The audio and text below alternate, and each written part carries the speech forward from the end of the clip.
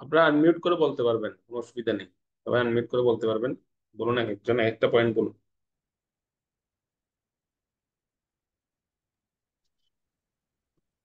আমরা প্রথমে আহ, আহ, আলোচনা করেছিলেন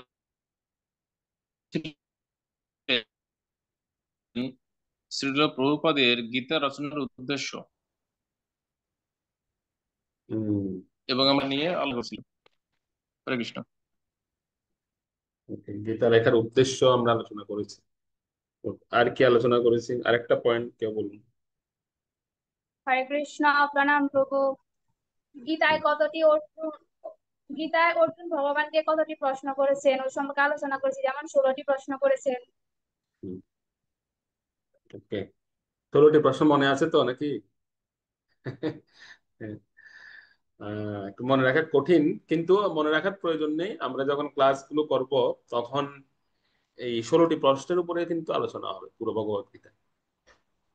তো এই 16টি প্রশ্ন আপনারা মাথায় রাখবেন যে সেগুলো সেখানে চর্চা হচ্ছে কিনা। যদি চর্চা না হয় তাহলে আমাকে ধরবেন, প্রভু আপনি 16টি প্রশ্ন দিয়েছিলেন, আপনি তো সেটা আলোচনা করলেন না। ঠিক আছে, এটা আপনারা আমাকে আমাকে ধরার জন্য আমি আপনাদেরকে একটা সূত্র দিলাম। আপনারা দেখবেন যে 16টি প্রশ্ন যথাযথভাবে সেখানে আমরা আলোচনা করছি কিনা, বা সেই প্রশ্নের উত্তর আমরা বের করছি কিনা সেখান থেকে। ওকে, ঠিক আছে, ধন্যবাদ মাতাজিকে। আহ, আমরা 16টি প্রশ্নের উপরে দেখেছিলাম। আর কি পয়েন্ট ছিল? আরেকটা পয়েন্ট বলুন। হরে কৃষ্ণ প্রভু, ভগবদ গীতার উৎস সম্বন্ধে আমরা আগের ক্লাসটাতে জানতে পেরেছি যে ভগবদ গীতা মহাভারতের ভীষ্ম পর্বের কত থেকে কত অধ্যায়। তারপর আহ, বিভিন্ন অধ্যায় যে 3টা শতক রয়েছে ভগবদ গীতার, সে সম্বন্ধে বিস্তারিত আলোচনা হয়েছে। তারপর হচ্ছে প্রভু গীতার বিষয়বস্তু সম্বন্ধে আলোচনা করেছেন প্রভু। তারপর হচ্ছে যে 16টা প্রশ্ন ছিল। তারপর ভগবদ গীতা গ্রহণের যোগ্যতা, ইত্যাদি ইত্যাদি বিভিন্ন কিছু প্রভু। Okay, ধন্যবাদ। আজ, গীতার উৎস নিয়ে আমরা চর্চা করেছিলাম। আচ্ছা, আরেকটা বিষয় সেখানে আমরা দেখেছি যে গীতার মুখ্য শ্লোক যদি বলা হয় একটা শ্লোকে ভগবত গীতা বলুন, সেটা আমরা কোনটা শ্লোককে আমরা নির্ধারণ করেছিলাম সেখানে? তার মনে আছে? প্রভু এটা হচ্ছে 34 নম্বর শ্লোক। কোন অধ্যায়ের? কত অধ্যায়ের? নবম নবম অধ্যায়ের। Okay, নবম অধ্যায়ের 34 নং শ্লোক বা সর্বশেষ শ্লোক, সেটি হচ্ছে এক শ্লোকী গীতা, বা এটা গীতার মুখ্য শ্লোক। ওকে, ধন্যবাদ। উম আর গীতাকে কয়টি শতকে ভাগ করা হয়েছে? শ্রীমদ্ ভগবত গীতাকে ভগবদ গীতা 3টি শতকে ভাগ করা হয়েছে। কর্ম শতক, মাঝে। শতক, এই যে আপনার জ্ঞান শতক। ওকে, হ্যাঁ। আচ্ছা, আর কি আলোচনা করেছিলাম আমরা? নারায়ণ প্রভু কোথায় আজকে? নারায়ণ নয়ন প্রভু কোথায়? নয়ন প্রভু। হরে কৃষ্ণ প্রভু, আছি। ওই চান্স নাই তো, মনোজিৎ প্রভুর মোবাইল দিয়ে করতেছি। নামে ও, আছে তো। এই এই ক্লাসের জন্য কিন্তু মোবাইল টোবাইল সব চার্জ দিয়ে রাখবেন, ঠিক আছে? নামে আছে তো সেজন্য। মানে এখন এখন ইলেকট্রিসিটির যা প্রবলেম, তো হ্যাঁ। সেই জন্য মোবাইল টোবাইল আগে আগে রেডি করে রাখবেন। ওকে, ঠিক আছে। আর কোনো পয়েন্ট ছিল কি, মানে আর কোনো বিষয় আলোচনা আমরা করেছি যেটা হয়তো আজকে আমরা বলিনি এখানে? আর কোনো পয়েন্ট এরকম আছে হরে থাকলে কৃষ্ণ আপনারা বলুন। প্রভু, গীতার বিষয়বস্তুর মধ্যে ছিল তার ঈশ্বর, জীব, প্রকৃতি, কাল, কর্ম সম্বন্ধে। তাছাড়া ছিল ভগবদ গীতার 6 নম্বর মাহাত্ম্য সর্বোপনিষদ গাবদগ্ধ গোপালনন্দন, এটা প্রভু ব্যাখ্যা করেছিলেন। হুম, তো 1 থেকে 6 অধ্যায় হচ্ছে যে গুহ্য জ্ঞান, তারপর 1 থেকে 7 থেকে 12 হচ্ছে যে গুরুতর জ্ঞান, 13 থেকে 18 হচ্ছে যে গুহ্যতম জ্ঞান। হুম, সব আলোচনা। ওকে। হুম। আর কোনো পয়েন্ট? প্রভু আর দেয়া হয়েছিল হচ্ছে গীতা শিক্ষার যোগ্যতা, এটা নিয়ে হুম, আলোচনা করা হয়েছিল। হুম, হুম, সর্বশেষ এটা আলোচনা করা হয়েছিল গীতা শিক্ষার যোগ্যতা সম্পর্কে। একটা যোগ্যতা বলুন তো, একটা যোগ্যতা যে গীতা শিখতে গেলে কি যোগ্যতা থাকা প্রয়োজন? প্রভু, এক নম্বরে ছিল সদ্গুরুর কাছে দীক্ষিত হতে হবে। হ্যাঁ। তারপরে প্রণিপাত পরিপ্রশ্ন করতে হবে। হুম। কৃষ্ণ ভক্ত হতে হবে। তারপর? তারপর সম্পূর্ণরূপে পাপমুক্ত হতে হবে। হুম। শ্রদ্ধাবান হতে হবে। এগুলো ছিল। ওকে।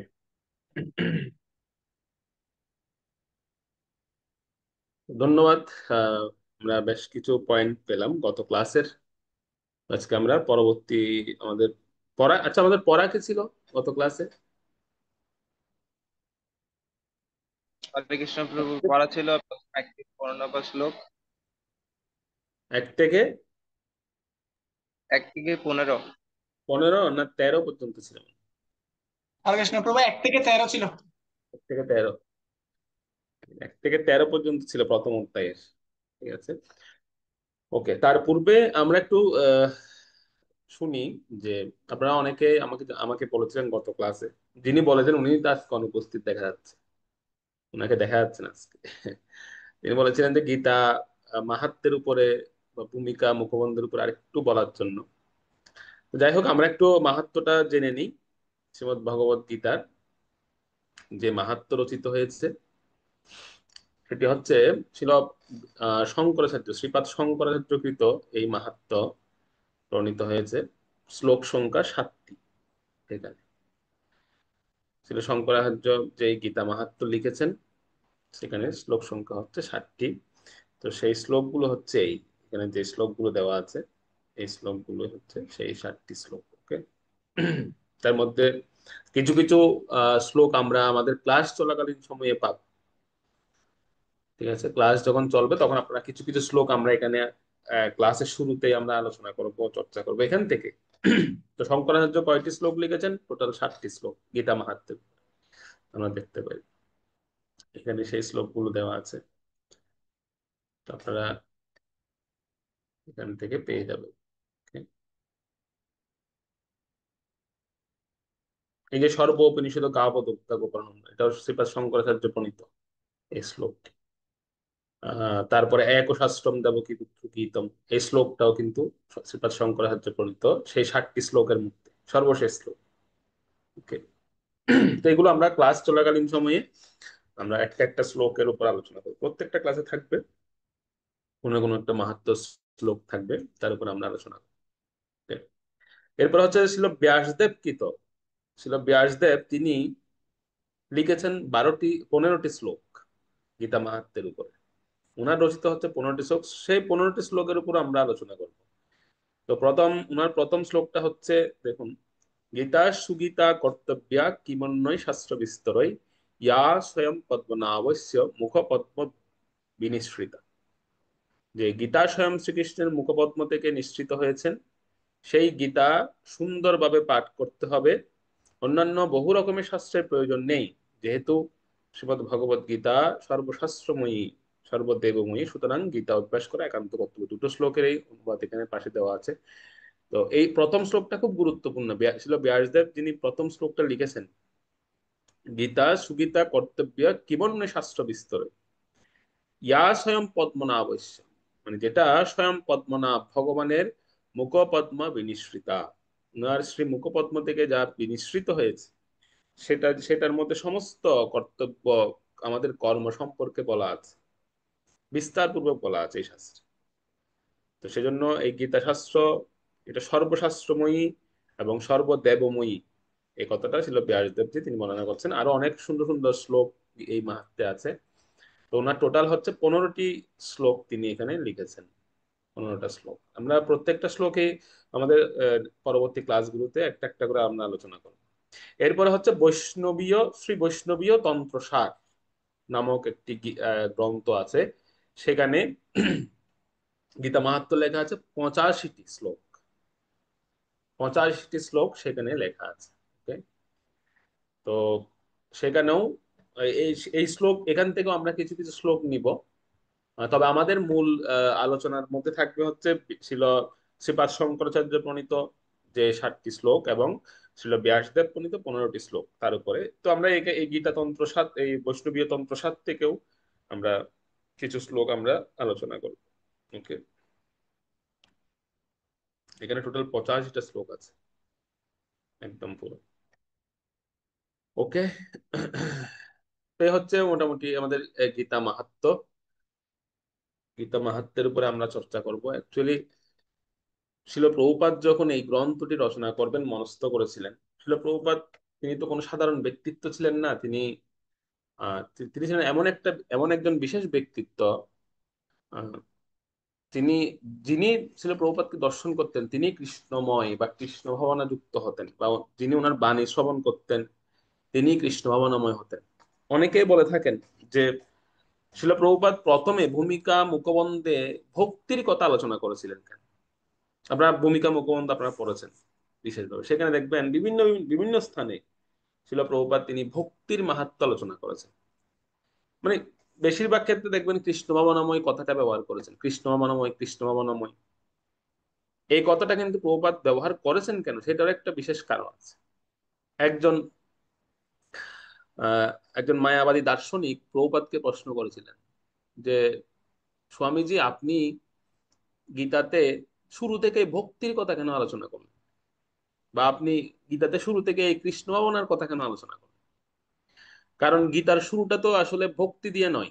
গীতার প্রথম অধ্যায় হচ্ছে বিষাদ যোগ, বা আমরা যদি শতক বিচার করি দেখা যাবে কর্ম শতক, এটা প্রথম।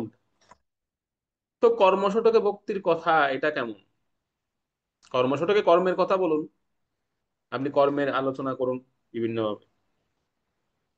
সেখানে আপনি ভক্তি ভক্তি করছেন, আবার আহ আপনি কৃষ্ণ ভাবনা শব্দটা সেখানে ব্যবহার করছেন। এখানে তো কৃষ্ণ ভাবনার কোনো কিছু দেখা যাচ্ছে না প্রথম অধ্যায়ে। যেমন শুরুটা হচ্ছে বিষাদ যোগ দিয়ে। বিষাদ যোগ মানে কি, যে বিষাদ দিয়ে যে বিষয়টা শুরু হচ্ছে, অর্থাৎ বিষাদ মানে হচ্ছে আমরা জানি কষ্ট। বিষাদ মানে হচ্ছে কষ্ট, দুঃখ, ঠিক আছে? তো বিষাদ দিয়ে শুরু হচ্ছে যে বিষয়টা, সেখানে আপনি ভক্তি বা কৃষ্ণ ভাবনা এই বিষয়গুলো আনলেন কেন?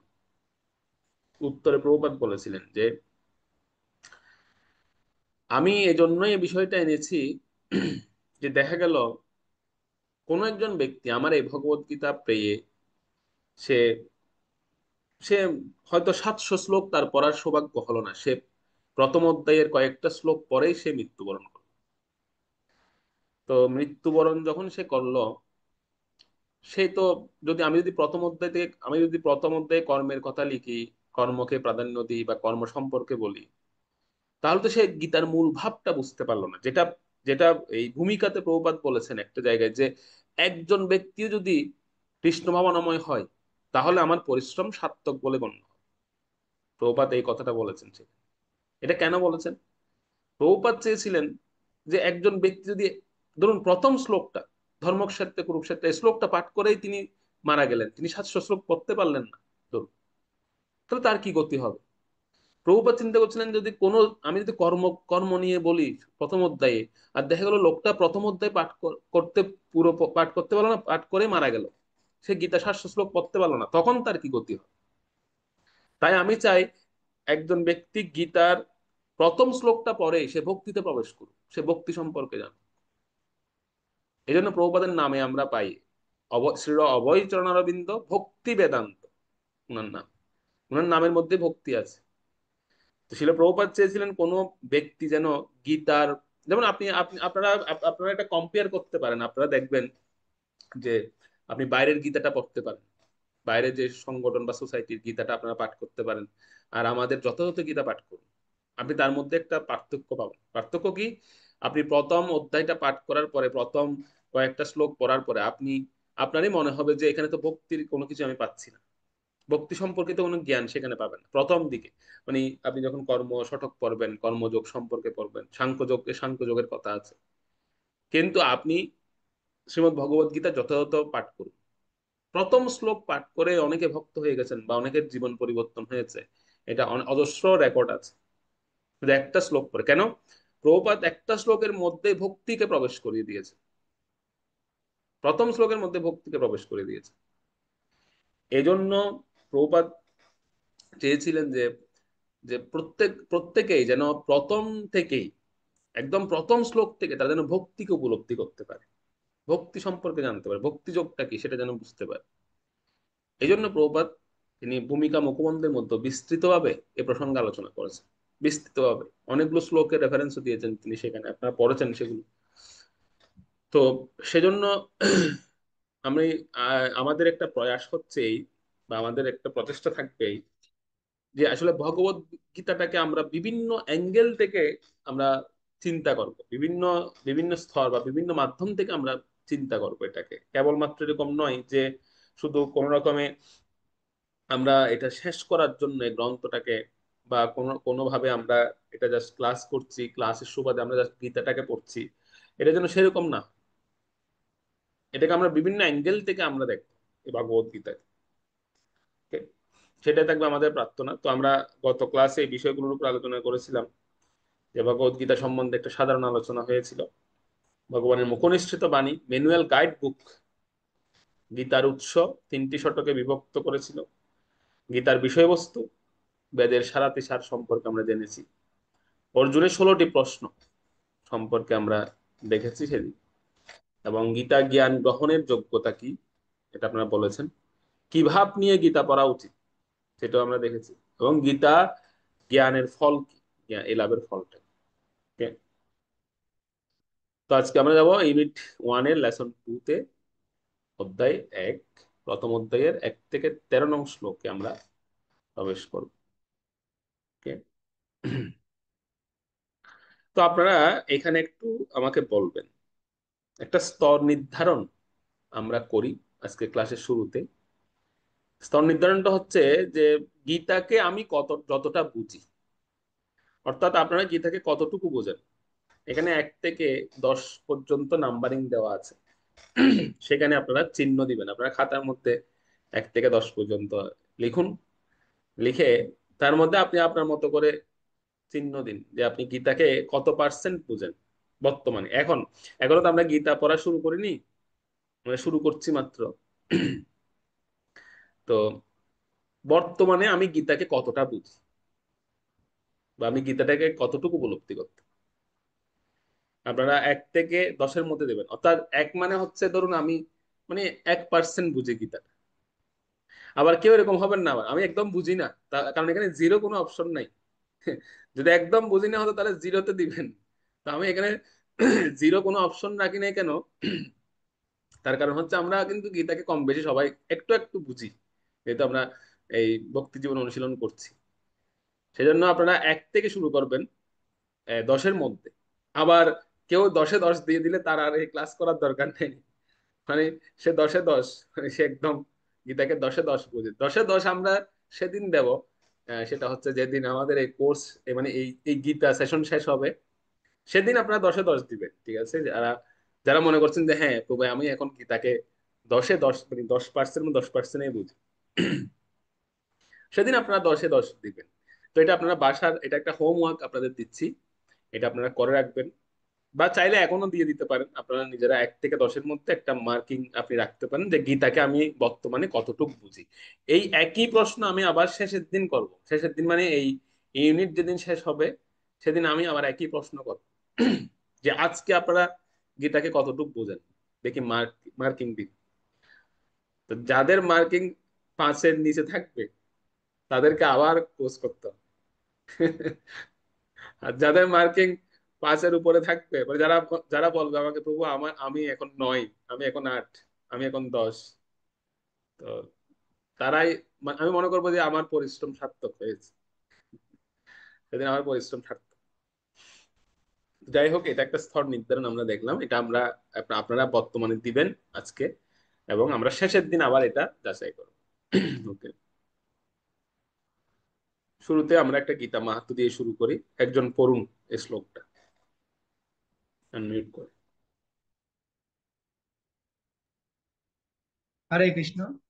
মলিনে মোচনং পুংসাম জল স্নানম দিনে দিনে সৎকৃত গীতামৃত স্নান সংসার মল নাশনম। গীতা মাহাত্ম্য 3। এখানে একটা সুন্দর শ্লোক বলা হয়েছে, মলিনে মোচনম পুংসাম জল স্নানম দিনে দিনে।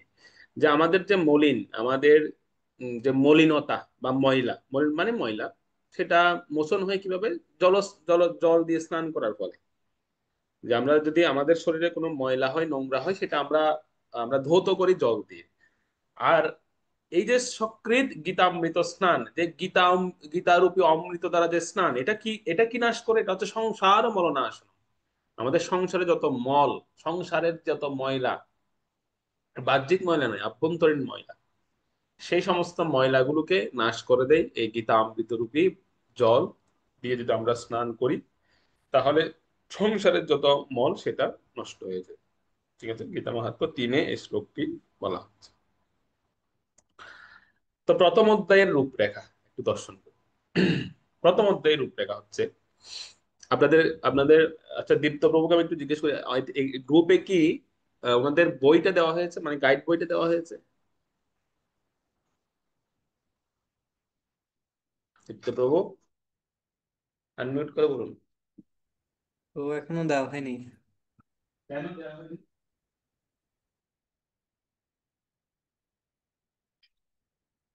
তো এই গাইড বইটা দিয়ে দিতে হবে। গাইড বইটা থাকলে সুবিধা হবে। আমরা মাঝে মাঝে গাইড বইটাও দেখবো, বা ওনারা সেটা আহ ইয়ে করে নিতে পারবে, প্রিন্ট করে নিতে পারবে, অথবা অনলাইনে দেখেও সেটা পড়তে পারবে, যেহেতু এটা অনলাইন কোর্স। তো এখানে গাইড বইটার প্রয়োজন আছে, খুব বেশি প্রয়োজনীয়তা আছে। ঠিক আছে।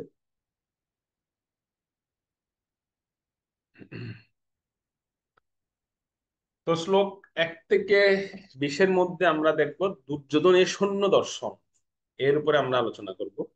1 থেকে 20-এর মধ্যে দুর্যোধনের সৈন্য দর্শন আলোচনা হবে। তারপরে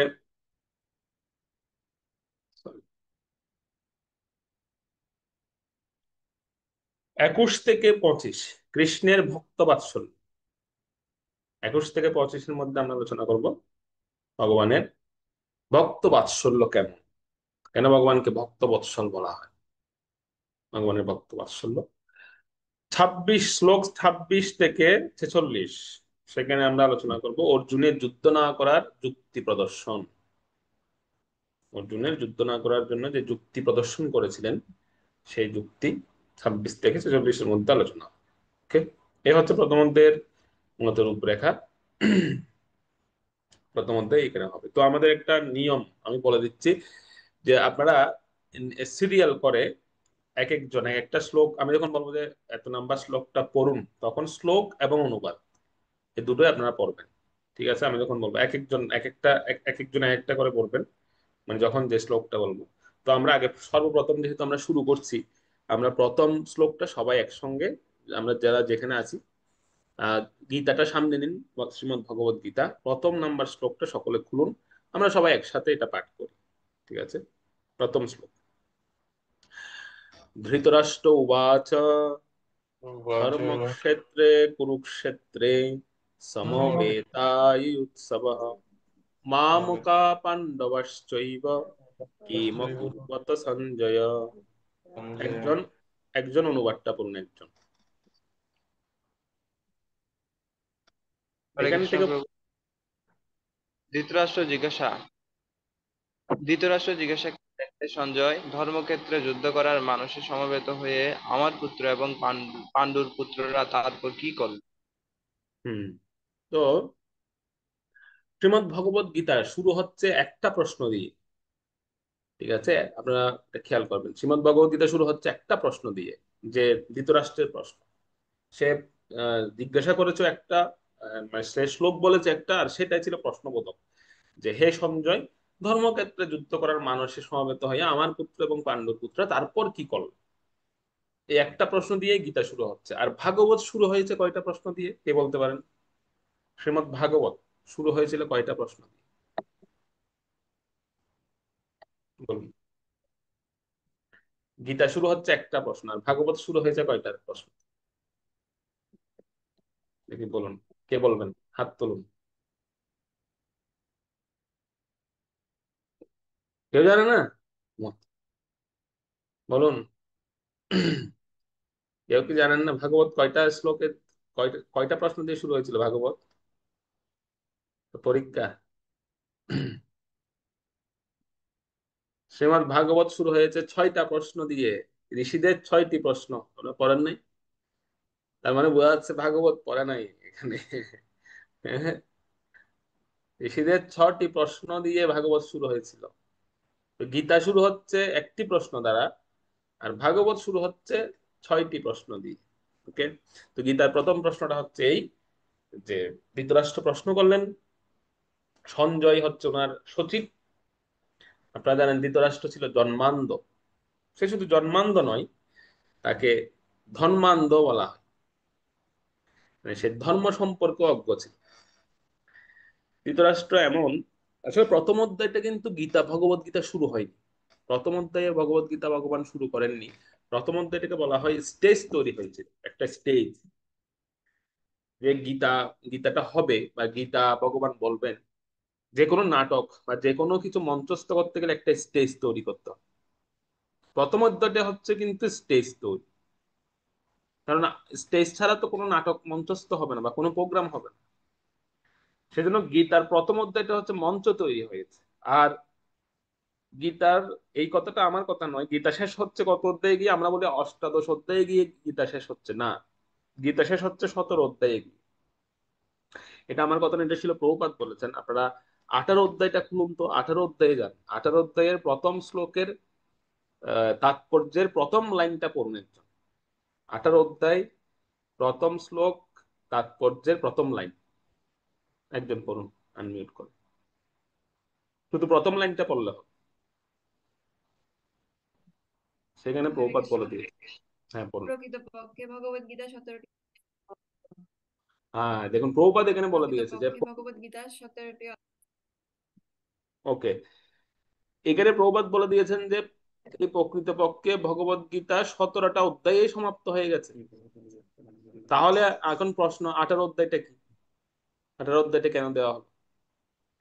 এটা হচ্ছে এমন, যেরকম আমরা নিউজ শুনি না, সংবাদ শুনি। আমরা যখন আমরা সংবাদ শুনি তখন কিরকম দেখবেন, তখন হচ্ছে প্রথমে শুরুতে কি শোনানো হয় সংবাদে? যখন, এখন তো কেউ টেলিভিশন দেখে না, এখন বলতে পারবে না, সবাই এখন মোবাইল দেখে। তো আগে আগে যখন টেলিভিশন দেখতো তখন মানুষ বলতে পারতো যে শুরুতেই কি বলা হয় সংবাদে? শিরোনাম। এখন শুরু হচ্ছে শিরোনাম, তারপরে মাঝখানে হচ্ছে বিস্তারিত। এখন শিরোনাম ছিল প্রথমে, তারপর বিস্তারিত। আচ্ছা, আবার শেষে গিয়ে কি বলা হয়? শেষে গিয়ে, আমরা আনমিউট করে বলুন, আনমিউট করুন, আনমিউট করে বলতে পারবেন। শেষে গিয়ে কি বলা হয় আবার? কখন? উল্লেখযোগ্য উল্লেখযোগ্য অংশগুলো পুনরায় হ্যাঁ, পুনরায় আবার শিরোনামটা কিন্তু বলা হয়। এরকম বলে না যে শেষ করার আগে শিরোনামটা আরেকবার। শিরোনাম করে। হ্যাঁ, তো গীতাটাও এভাবে বিভক্ত করা হয়েছে। প্রথম অধ্যায়টা হচ্ছে স্টেজ তৈরি, মানে প্রথম অধ্যায়টা হচ্ছে কিরকম দেখবেন, ওই যেগুলো বেসরকারি টিভি চ্যানেল সেখানে আছে, সেখানে মানে কোনো প্রোগ্রাম চলার চলার মাঝখানে মাঝখানে কিছু অ্যাড দেওয়া হয় যে এরপরে কি দেখানো হবে। তো ওখানে আসে, এরপর দেখবেন রাত 8টার খবর, এরপরে দেওয়া হবে রাত 8টার খবর, এরকম দেখানো, বা এরপর দেখবেন সকালের খবর। তো প্রথম অধ্যায়টা হচ্ছে জাস্ট নিউজ, মানে একটা একটা আবহ তৈরি করা, একটা স্টেজ তৈরি করা, এটা হচ্ছে প্রথম অধ্যায়। দ্বিতীয় অধ্যায়টা হচ্ছে শিরোনাম, যে পুরো গীতাতে কি কি আলোচিত হবে। দ্বিতীয় অধ্যায়টা পুরোটা হচ্ছে শিরোনাম, আমরা গীতাতে কি কি পড়বো, কি কি জানবো। তৃতীয় অধ্যায় থেকে এবার 17 অধ্যায় পর্যন্ত এটা হচ্ছে বিস্তারিত, বিস্তারিত খবর। আর 18 অধ্যায়টা হচ্ছে শিরোনামগুলো আরেকবার, মানে যা যা আলোচনা হলো সেটা আমরা আরেকবার রিপিট করবো। এইভাবে পুরো গীতাটাকে বিভাজন করা হয়। তাহলে আমি আবার আরেকবার বলছি, প্রথম অধ্যায়টা হচ্ছে কি, এটা হচ্ছে পটভূমি তৈরি, একটা একটা অ্যাড করতে পারেন, অ্যাড করতে পারেন, একটা পটভূমি তৈরি করা হয়েছে প্রথম অধ্যায়। দ্বিতীয় অধ্যায়টা হচ্ছে শিরোনাম, অর্থাৎ বিষয়বস্তু, কি আলোচনা হবে। তৃতীয় থেকে 17 পর্যন্ত হচ্ছে বিস্তারিত। আর 18 অধ্যায়টি হচ্ছে আবার শিরোনাম, আবার পুনরায় যা যা আলোচনা হয়েছে এটা রিভিউ করা, যেরকম আমরা ক্লাস শুরুর পূর্বে রিভিউ করি কত ক্লাসে কি আলোচনা হয়েছে।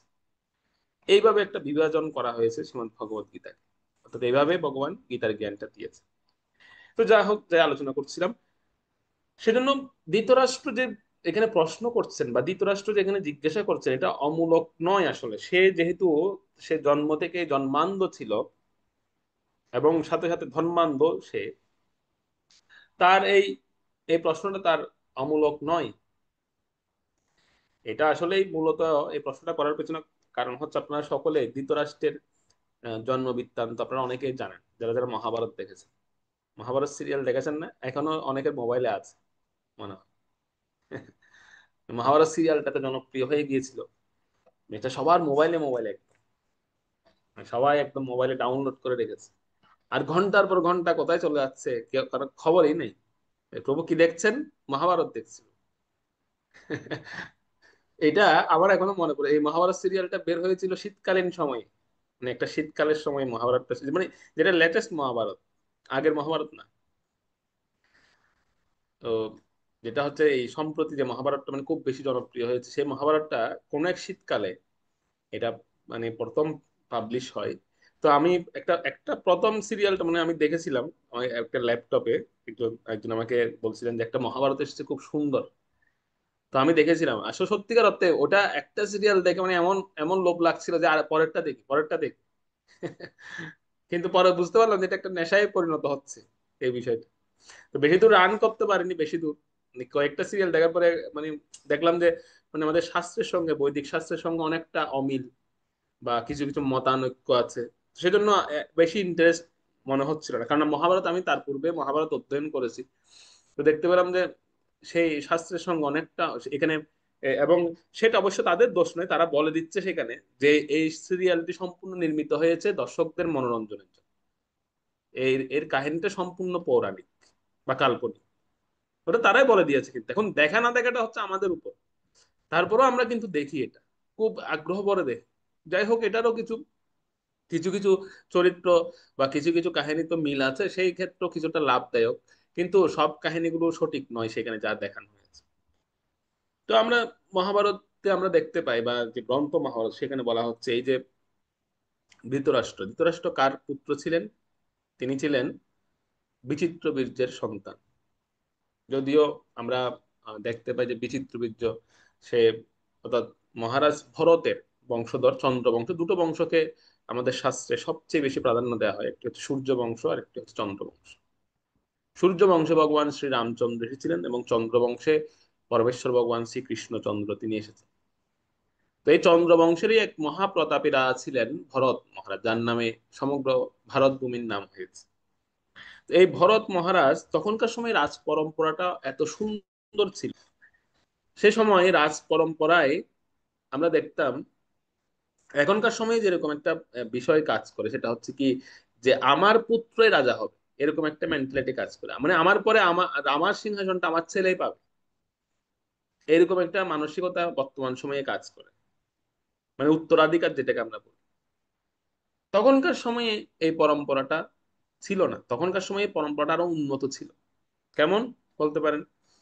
তখনকার সময় পরম্পরাটা ছিল হচ্ছে যে আমার পরে আমার ছেলে রাজা হবে ঠিকই, কিন্তু তার সে কোয়ালিটিও থাকতে হবে সেরকম রাজা হওয়ার মতো। রাজা হওয়ার মতো তার যোগ্যতা থাকতে হবে, থাকা যায়। তো ভরত মহারাজ দেখলেন যে উনার পরে উনার যে সন্তানরা আছেন কেউ উনার মতো নয়, বা কেউ এই হস্তিনাপুরের মতো মহান সাম্রাজ্যের রাজা হওয়ার মতো সেরকম যোগ্যতা কারোর মধ্যে তিনি দেখতে পেলেন। সেজন্য তিনি এই সিংহাসন বা উনার উত্তরাধিকার তিনি এই চন্দ্রবংশেরই আরেক আরেক সন্তান, উনার সন্তান নয়, এটা আরেকজন, যিনি দেব অংশে, দেবতার অংশে যার জন্ম হয়েছে, সেই শান্তনু মহারাজকে এনে তিনি এই সিংহাসন অর্থাৎ হস্তিনাপুরের সিংহাসনে তিনি রাজা হিসেবে বসালেন। তো শান্তনু কিন্তু ভরত মহারাজের পুত্র ছিলেন। শান্তনু চন্দ্রবংশেরই এক সন্তান, কিন্তু তিনি অন্য অন্য অন্য ইয়ের মানে অন্য গোত্রের। তিনি কিন্তু চন্দ্রবংশেরই সেই গোত্রটাই, কিন্তু সরাসরি ভরত মহারাজের সন্তান নন। কিন্তু উনার মধ্যে সমস্ত সদ্গুণ ছিল বিদায় উনাকে এনে ভরত মহারাজ এই হস্তিনাপুরের সিংহাসনে বসিয়েছিলেন। তো সেখানে অনেকের আহ অনেক অনেক অনেকে প্রথম দিকে ভুল বুঝেছিলেন ভরত মহারাজকে, যে আপনার সন্তানদেরকে রাজা না বানিয়ে আপনি শান্তনুকে কেন রাজা বানাচ্ছেন। বা আপনার আপনার পুত্রকে তো রাজা বানানো উচিত। কিন্তু তিনি সেটা বলেছিলেন যে কেবল শুধু পুত্র হলে হবে না, তার মধ্যে সমস্ত সদ্গুণ থাকতে হবে। কেবল আমার পুত্র বলে আমি তাকে একটা সিংহাসনে বসাবো, আহ সেটা তো হতে পারে না। এই সিংহাসনটা হচ্ছে ভগবানের প্রতীক। সেখানে যিনি বলবেন তার তার মধ্যেও সেরকম গুণাবলী থাকা প্রয়োজন। সেজন্য তিনি শান্তনুকে এনে এই সিংহাসনে শান্তনু ছিলেন দেবতার অংশে জন্ম এবং ওনার মধ্যে সমস্ত সদ্গুণাবলী ছিল।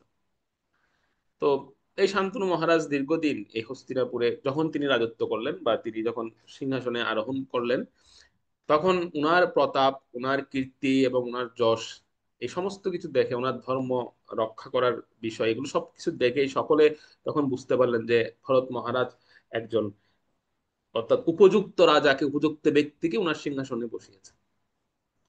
উনার বিভিন্ন কার্যকলাপে সকলে সেটা সকলের ভুল ভেঙে গেল, যেটা অনেকে প্রথম দিকে ভুল বুঝেছিলেন ভরত মহারাজ। তো শান্তনু মহারাজ তিনি তো রাজত্ব করছিলেন, তো তিনি তখনও বিবাহ করেননি। তো তিনি একটা পর্যায়ে তিনি বিবাহ করেন কাকে? গঙ্গা দেবীকে। গঙ্গা দেবীকে তিনি বিবাহ করেন এবং বিবাহে একটি শর্ত হয়, সেই শর্তটি হচ্ছে যে গঙ্গা দেবীর কোনো কার্যেই তিনি বাধা দিবেন না। এরকম শর্তে মানার কারণেই এই শর্তের বলে ওনাদের মধ্যে বিবাহ হয়। দেখা গেল কালক্রমে গঙ্গা দেবী সন্তান প্রসব করলেন এবং সেই সন্তানকে তিনি গঙ্গার জলে ভাসিয়ে দিলেন। এটা আপনারা জানেন যে সেই সন্তানগুলো ছিল অষ্টবসু, 8জন বসু যারা অভিশপ্ত হয়েছিলেন, তাদেরকে তিনি পুত্ররূপে পৃথিবীতে এনেছিলেন। তো এইভাবে 7জন সন্তানকে গঙ্গার জলে, নিজের জলে ভাসিয়ে দেওয়ার পরে অষ্টম সন্তানকে যখন নিয়ে যাচ্ছিলেন, সমস্ত প্রজারা বলা বলি করছিল যে মহারাজ উনি স্ত্রীর প্রতি এতটাই আসক্ত যে উনি স্ত্রীকে, এই যে স্ত্রী এরকম একটা মানে একটা অমানবিক কার্য করছেন, যে নবজাতক সন্তানকে জলে ডুবিয়ে মেরে ফেলছেন, হত্যা করছেন, তাতেও তিনি বাধা দিচ্ছেন না। তো রাজ্যের প্রজাদের মধ্যে একটা বিদ্রোহ দেখা দিচ্ছিল। তো সেই বিদ্রোহ যেন না হয়, সেজন্য মহারাজ শান্তনু তিনি নিজে গিয়ে গঙ্গা মাতাকে আটকালেন অষ্টম সন্তানের বেলায়। আর এই অষ্টম সন্তানটি ছিল কে? ভীষ্মদেব। দেবব্রত নাম ছিল, পরবর্তীতে উনি ভীষ্মদেব নাম ধারণ করেছিলেন, অর্থাৎ উনার প্রতিজ্ঞার জন্য।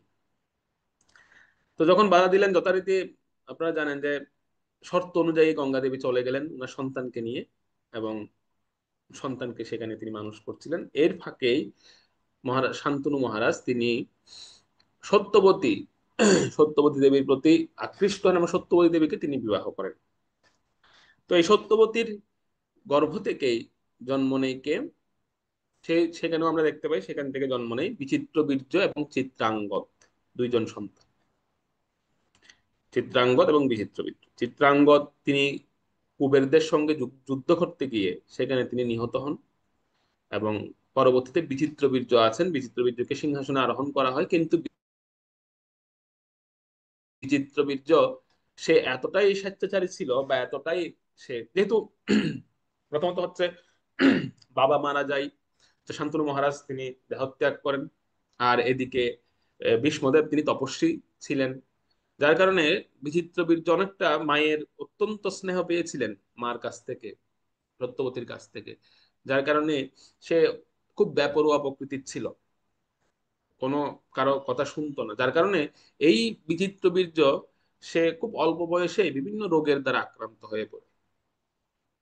যেরকম স্বেচ্ছাচারী বেপরোয়া সন্তানেরা যেরকম হয় আর কি, যা খুশি তাই করে, যা খুশি তা আহার করে, ভক্ষণ করে, তো তাদের তাদের তাদের শরীরে বিভিন্ন প্রকার রোগ দেখা দেয় খুব অল্প বয়সে।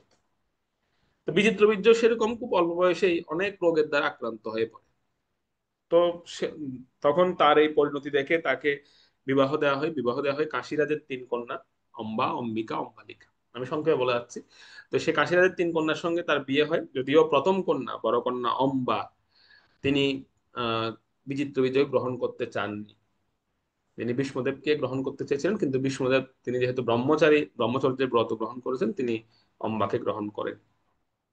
তো অম্বা চলে যায়, পরবর্তীতে অম্বিকা এবং অম্বালিকা 2জনের সঙ্গেই বিচিত্র বীর্যের বিয়ে হয়।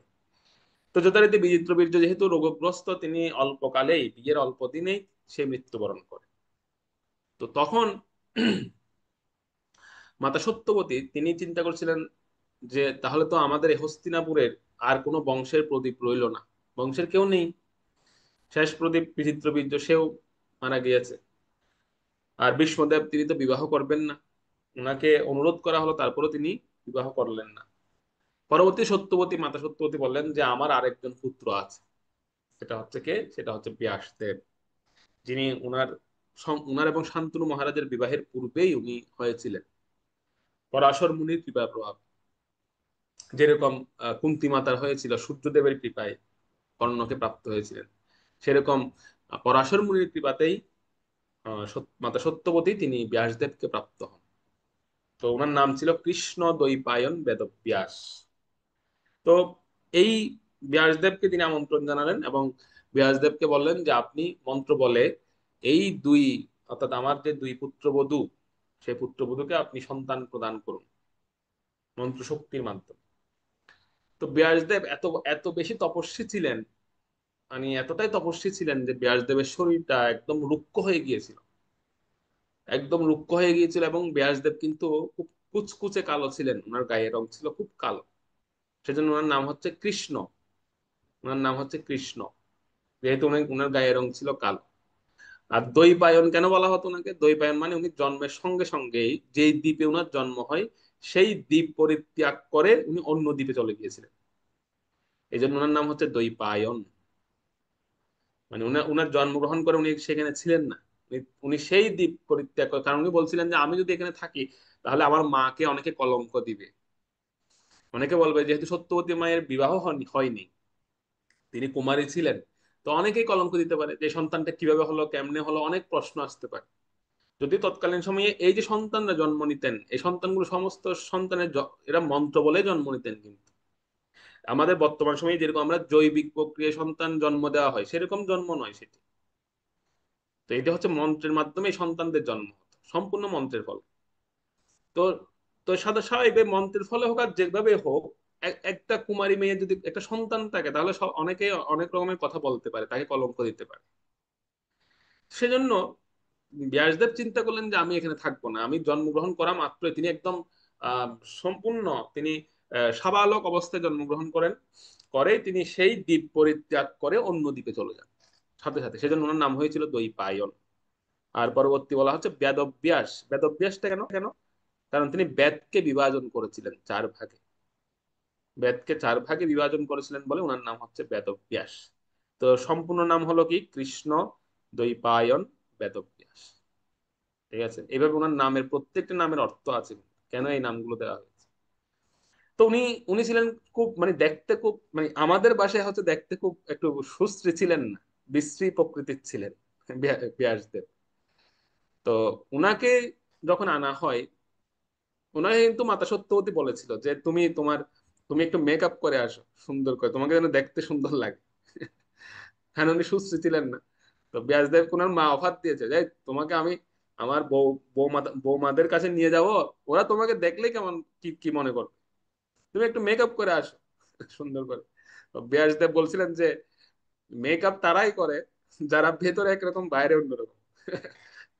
তো তো বলছে আমি যেমন আছি তেমনই হচ্ছে আমার প্রকৃতি। ঠিক আছে, মাতাজিরা আবার অন্য কিছু মনে করবেন না।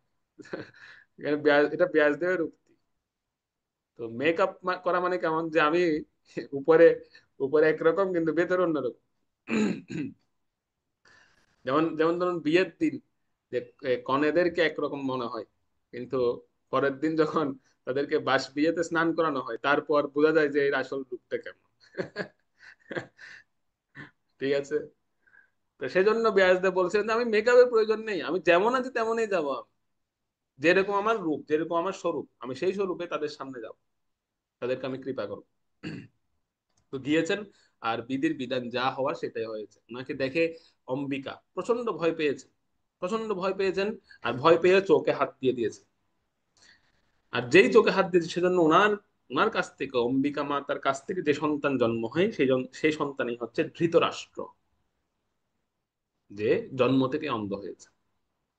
আর চোখে হাত দেওয়ার ফলে যে মন্ত্র ব্যাসদেব উচ্চারণ করেছিলেন ওনার সন্তান প্রাপ্তির জন্য, সেই মন্ত্রটিও তিনি ভালোভাবে শ্রবণ করতে পারেননি বা উপলব্ধি করতে পারেননি।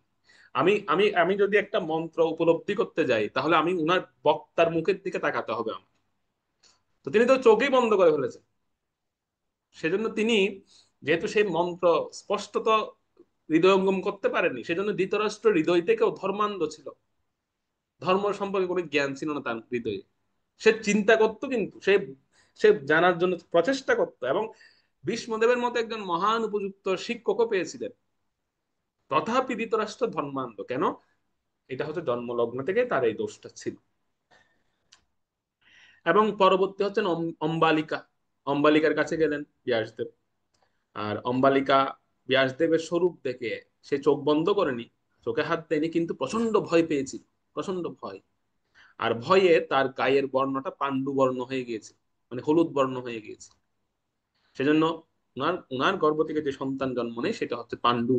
পাণ্ডু মানে হচ্ছে তার গায়ের বর্ণ খুব হলুদ বর্ণ, এবং সে একটু অনেকটা মানে অনেকটা ভীতু প্রকৃতির হয়েছিল পাণ্ডু, অনেকটা কম শক্তি সম্পন্ন, বেশি শক্তি ছিল না পাণ্ডুর মধ্যে, একটু ভীতু বা একটু শারীরিকভাবে একটু দুর্বল প্রকৃতির হয়েছিল।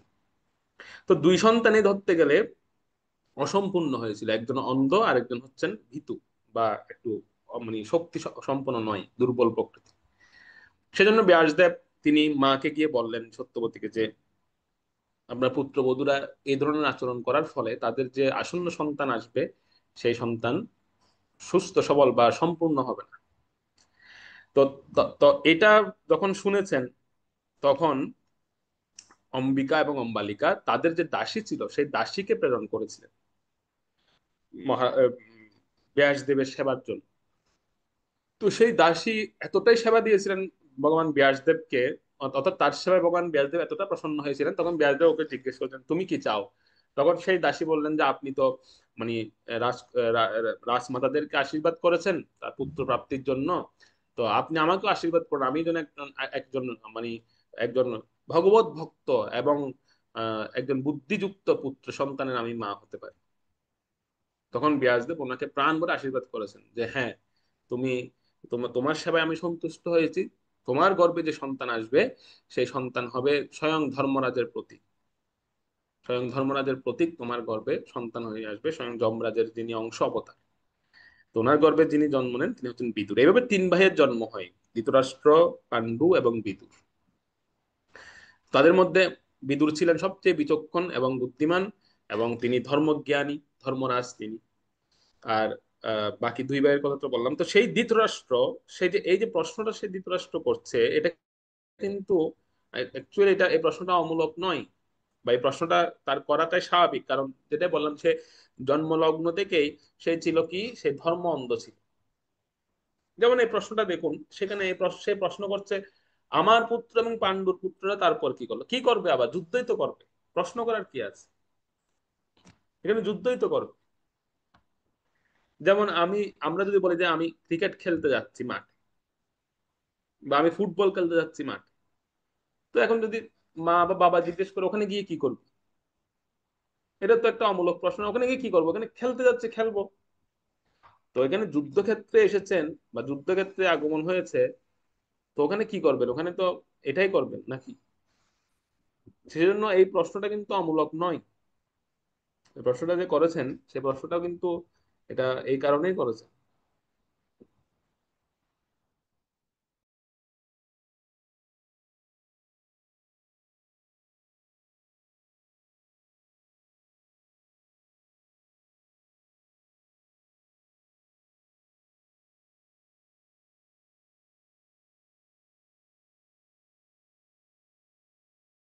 Sorry.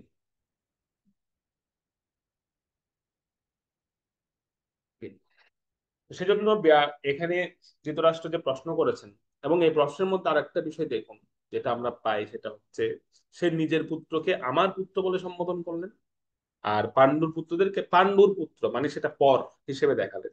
এখানেও সে কিন্তু একটা বৈষম্য করলো, তার সন্তান এবং পাণ্ডুর পুত্র। তো তিনি জানতে চাইলেন যে সেখানে কি হচ্ছিল। তো এখানে উনাকে যিনি শোনাচ্ছিলেন তিনি হচ্ছেন সঞ্জয়, ধৃতরাষ্ট্রের একান্ত সচিব। তো এই সঞ্জয়ের পরিচয়টা হচ্ছে, সঞ্জয় ছিলেন ব্যাসদেবের শিষ্য। তিনি ব্যাসদেবের আশীর্বাদে তিনি দিব্যচক্ষু প্রাপ্ত হয়েছিলেন। আসলে দিব্যচক্ষুটা দিতে এসেছিলেন এই ধৃতরাষ্ট্রকে ব্যাসদেব। বলছিলেন তুমি দেখো তোমার ছেলেদের ভবিষ্যৎ, বা তোমার ছেলেরা ভবিষ্যতে গিয়ে কি পাবে সেটা তুমি নিজের স্বয়ং নিজের চোখে দেখো।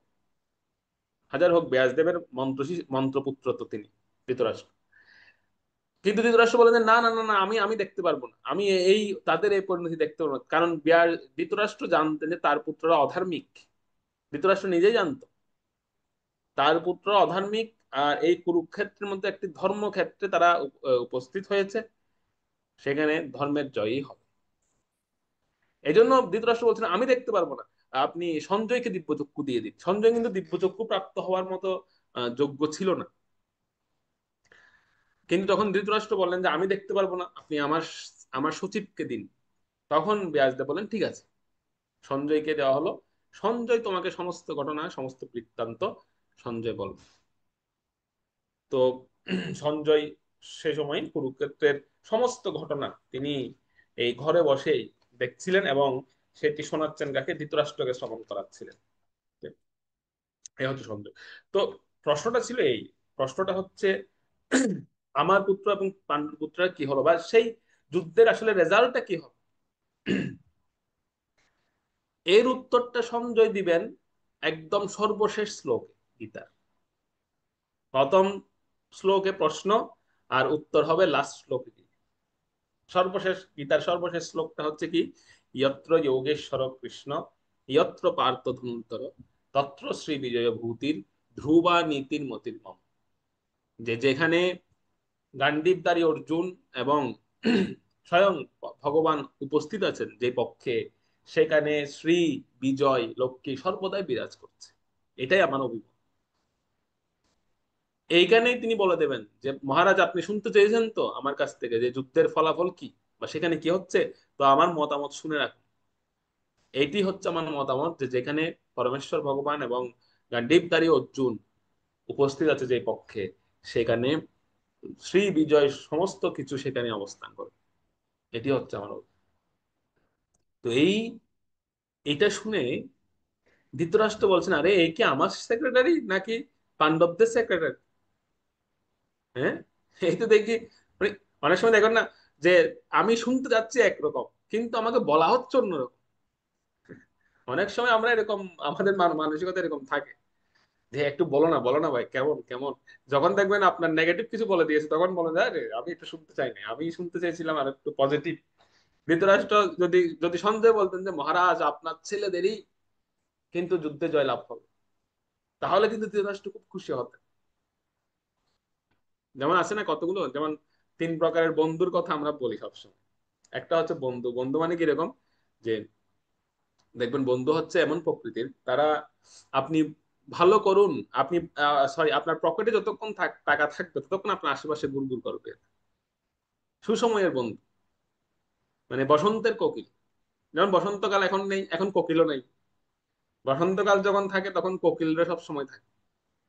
তো কিছু কিছু বন্ধু আমাদের জীবনে আসবে, যারা হচ্ছে আমাদের পকেটে যতক্ষণ টাকা পয়সা থাকবে বা আমাদের যতক্ষণ সামর্থ্য থাকবে ততক্ষণ আমাদের আশেপাশে থাকবে। এরপরে এরা চলে যাবে, এরপরে এদেরকে আপনি পাবেন না। যে আপনার সামর্থ্য ফুরিয়ে গেছে, আপনার পদ পদবি পজিশন টাকা পয়সা সব শেষ, এরা কিন্তু আপনার আশেপাশে থাকবে না। এদেরও শেষ। এদেরকে বলা হয় বন্ধু। দ্বিতীয় শ্রেণী হচ্ছে মিত্র। মিত্রটা কেমন? মিত্রটা হচ্ছে যে আমি ভালো করি আর খারাপ করি, সে কোনোদিন আমাকে কিছু বলবে না, সে সবসময় বলবে হ্যাঁ হ্যাঁ তোমারটাই সঠিক, তোমারটাই সঠিক, তুমি যা করছো সেটাই ভালো, সেটাই ঠিক, সেটাই ঠিক। এটা কে বলুন তো? এটা কিরকম? এটা হচ্ছে দুর্যোধন এবং কর্ণের বন্ধুত্ব। দুর্যোধন যা কিছু করত, কর্ণ কোনোদিনও প্রতিবাদ করেন, সবসময় বলতেন হ্যাঁ হ্যাঁ মিত্র, তোমারটাই ঠিক, তোমারটাই ঠিক। এই দুর্যোধন কিন্তু এতটা বেবিচারী হয়েছে কিন্তু অনেকটা কর্ণের কারণেও। কর্ণ সবকিছু তাকে সাপোর্ট দিয়েছে, সবকিছু। এই কারণে দুর্যোধন একটা শক্তি অনুভব করতেন সবসময়, যে আমার পাশে তো আমার বন্ধু আছে, আর আমার বন্ধুকে হারাবে কে? যে কবচ কুণ্ডল নিয়ে যার জন্ম হয়েছে, তাকে তো কেউ মারতে পারবে না, কোনো অস্ত্র শস্ত্র দিয়ে সে মরবে না, সুতরাং তাকে তো কেউ হারাতে পারবে না। সুতরাং আমি যা খুশি তাই করতে পারবো। তো অনেকটা কিন্তু বেপরোয়া হয়েছিল এই দুর্যোধন কর্ণের কারণ। সেজন্য এটাকে বলা হয় মিত্র। এরকম এরকম মিত্র আমাদের জীবনে থাকে, যে আমরা ভুল করছি আমাদেরকে আঙ্গুল দিয়ে দেখিয়ে দিচ্ছে না, সে বলছে না না ঠিক আছে তুমি যা করছো সেটাই বলো, ওই মিত্রতা নষ্ট হবে সেজন্য সে বলছে। এটাও ঠিক নয়। তৃতীয় ক্যাটাগরি হচ্ছে সুহৃদ, যেটাই কিন্তু আমাদের জীবনে থাকা উচিত। সুহৃদ মানে কারা? যে আমার ভুলটা দেখিয়ে দেবে, ভুল হলে ভুলটা দেখিয়ে দেবে, আর আমি যদি ভালো করি সেটা ভালো বল, এদেরকে বলা হয় সুহৃদ। সেজন্য ভগবান ভগবত গীতায় বলেছেন, সুহৃদম সর্বদেহিনাম জ্ঞাত্যামাম শান্তি নিচ্ছতি। হে অর্জুন, যে আমাকে সুহৃদ জেনে ভজনা করে সেই কিন্তু শান্তি লাভ করে। অর্থাৎ ভগবান কিন্তু আমাদের সুহৃদ, তিনি আমাদের ভালোটাও বলেন, আবার আমরা যদি খারাপ কোনো কিছু করি সেটাও তিনি দেখিয়ে দেন। এই যে গীতায় পুরো গীতায় তিনি অর্জুনের একজন সুহৃদ রূপে উনি এসেছেন এবং অর্জুনের কোনটা ঠিক কোনটা ভুল সব তিনি বলে দিয়েছেন। সেজন্য ভগবানকে বলা হয় সুহৃদ। এবং আমাদের জীবনে সুহৃদ বন্ধু দরকার। ওই বন্ধু আর মিত্রের প্রয়োজন নেই আমাদের জীবনে। হয়তো এটা এরকম হতে পারে, একটু সুহৃদের কথাটা অনেক সময় তিতা মনে হয়, একটু শুনতে খারাপ লাগতে পারে যে সবসময় প্রভু এরকম এরকম বলে, আরে তুমি সবসময় আমাকে সাপোর্ট দাও না, আমাকে সাপোর্ট করো না।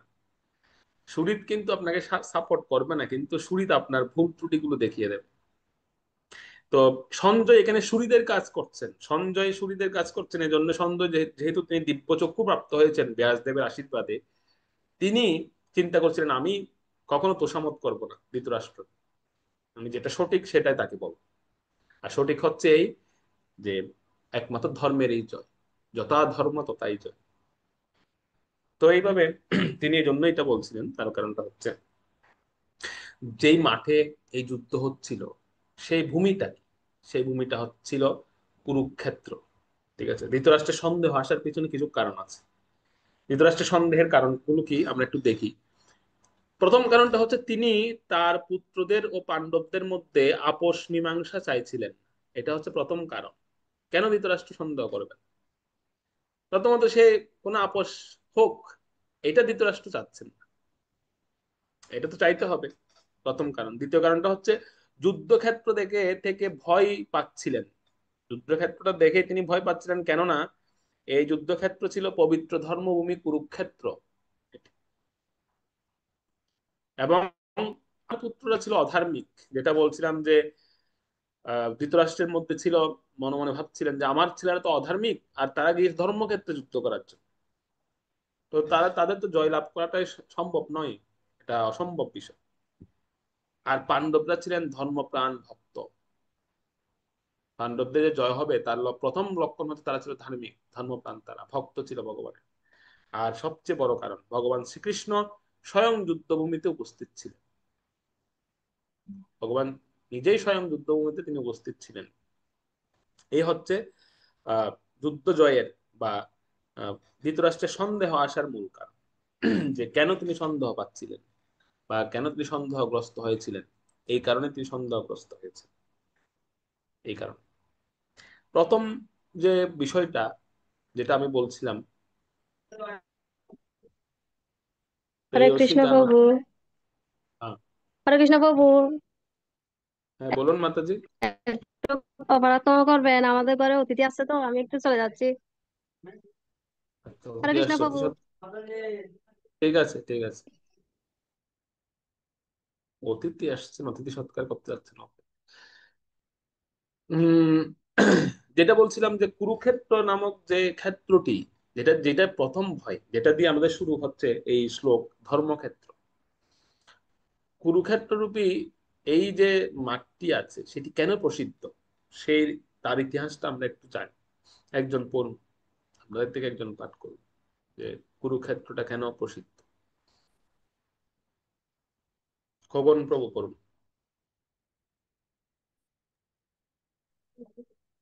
হরে কৃষ্ণ প্রভু।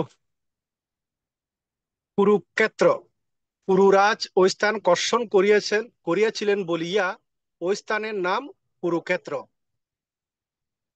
রাজা ওই স্থান কর্ষণ করিতে আরম্ভ করিলে দেবরাজ ইন্দ্র তথায় আগমন পূর্বক কর্ষণের কারণ জিজ্ঞাসা করায় কুরুরাজ বলিলেন, হে পুরন্দর, যে সকল ব্যক্তি এই ক্ষেত্রে দেহত্যাগ করিবে তাহারা স্বর্গে গমন করিবে। দেবরাজ এই কথা শুনিয়া তাহাকে উপহাস করিয়া স্বর্গে চলিয়া গেলেন। পুরুরাজ ইন্দ্রের উপহাসে দুঃখিত না হইয়া একান্তে ভূমি কর্ষণ করিতে লাগিলেন, কিন্তু দেবরাজ ইন্দ্র বারবার কুরুরাজের সমীপে আগমন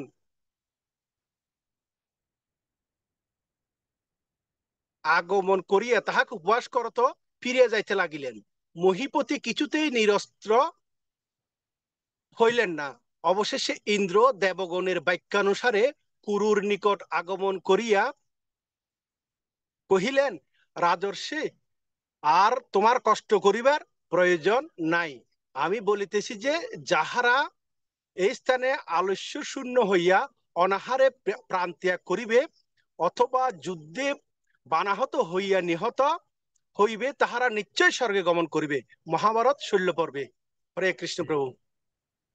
এখানে একটা বিষয় আমরা বলে রাখি যে কুরুরাজ যিনিও কিন্তু এই চন্দ্রবংশের মহান রাজা ছিলেন, সেই কুরুরাজ তিনি উনি এই স্থান একবার উনি চিন্তা করছিলেন মনে মনে যে আসলে এই জগতে কি করা যায়, এমন কি করা যায় যার দ্বারা মানুষ খুব অনায়াসে স্বর্গে চলে যেতে পারে। তো এটা ভেবে তিনি চিন্তা করছিলেন যে আমি এমন একটা মাঠ কর্ষণ করব, মানে এমন একটা ভূমি তৈরি করব যে ভূমিতে মানুষ দেহত্যাগ করা মাত্রই তারা স্বর্গে চলে যাবে। এইটা মনে করে তিনি সর্বপ্রথম তিনি যমরাজের আরাধনা করা শুরু করলেন। কে? কুরুরাজ, কুরু মহারাজ যমরাজের আরাধনা করলেন, যমরাজকে সন্তুষ্ট করলেন, যমরাজকে প্রসন্ন করলেন। যমরাজ জিজ্ঞেস করলেন যে তুমি কি চাও? তখন তিনি বললেন যে হে যমরাজ, আপনি আপনার যে বাহন মহিষ সেটি আমাকে দান করুন। যমরাজ তিনি ওনার বাহন মহিষকে দান করলেন। তারপর তিনি মহাদেবের আরাধনা করলেন, মহাদেবের আরাধনা করে মহাদেবকে সন্তুষ্ট করলেন। সন্তুষ্ট করে তিনি জানতে চাইলেন, মহাদেব জানতে চাইলেন যে আপনি মহাদেব জিজ্ঞেস করলেন যে হে মহারাজ আপনি কি চান? তখন কুরুরাজ বললেন যে হে মহাদেব, আপনি আপনার বাহন নন্দীকে আমাকে দান করুন।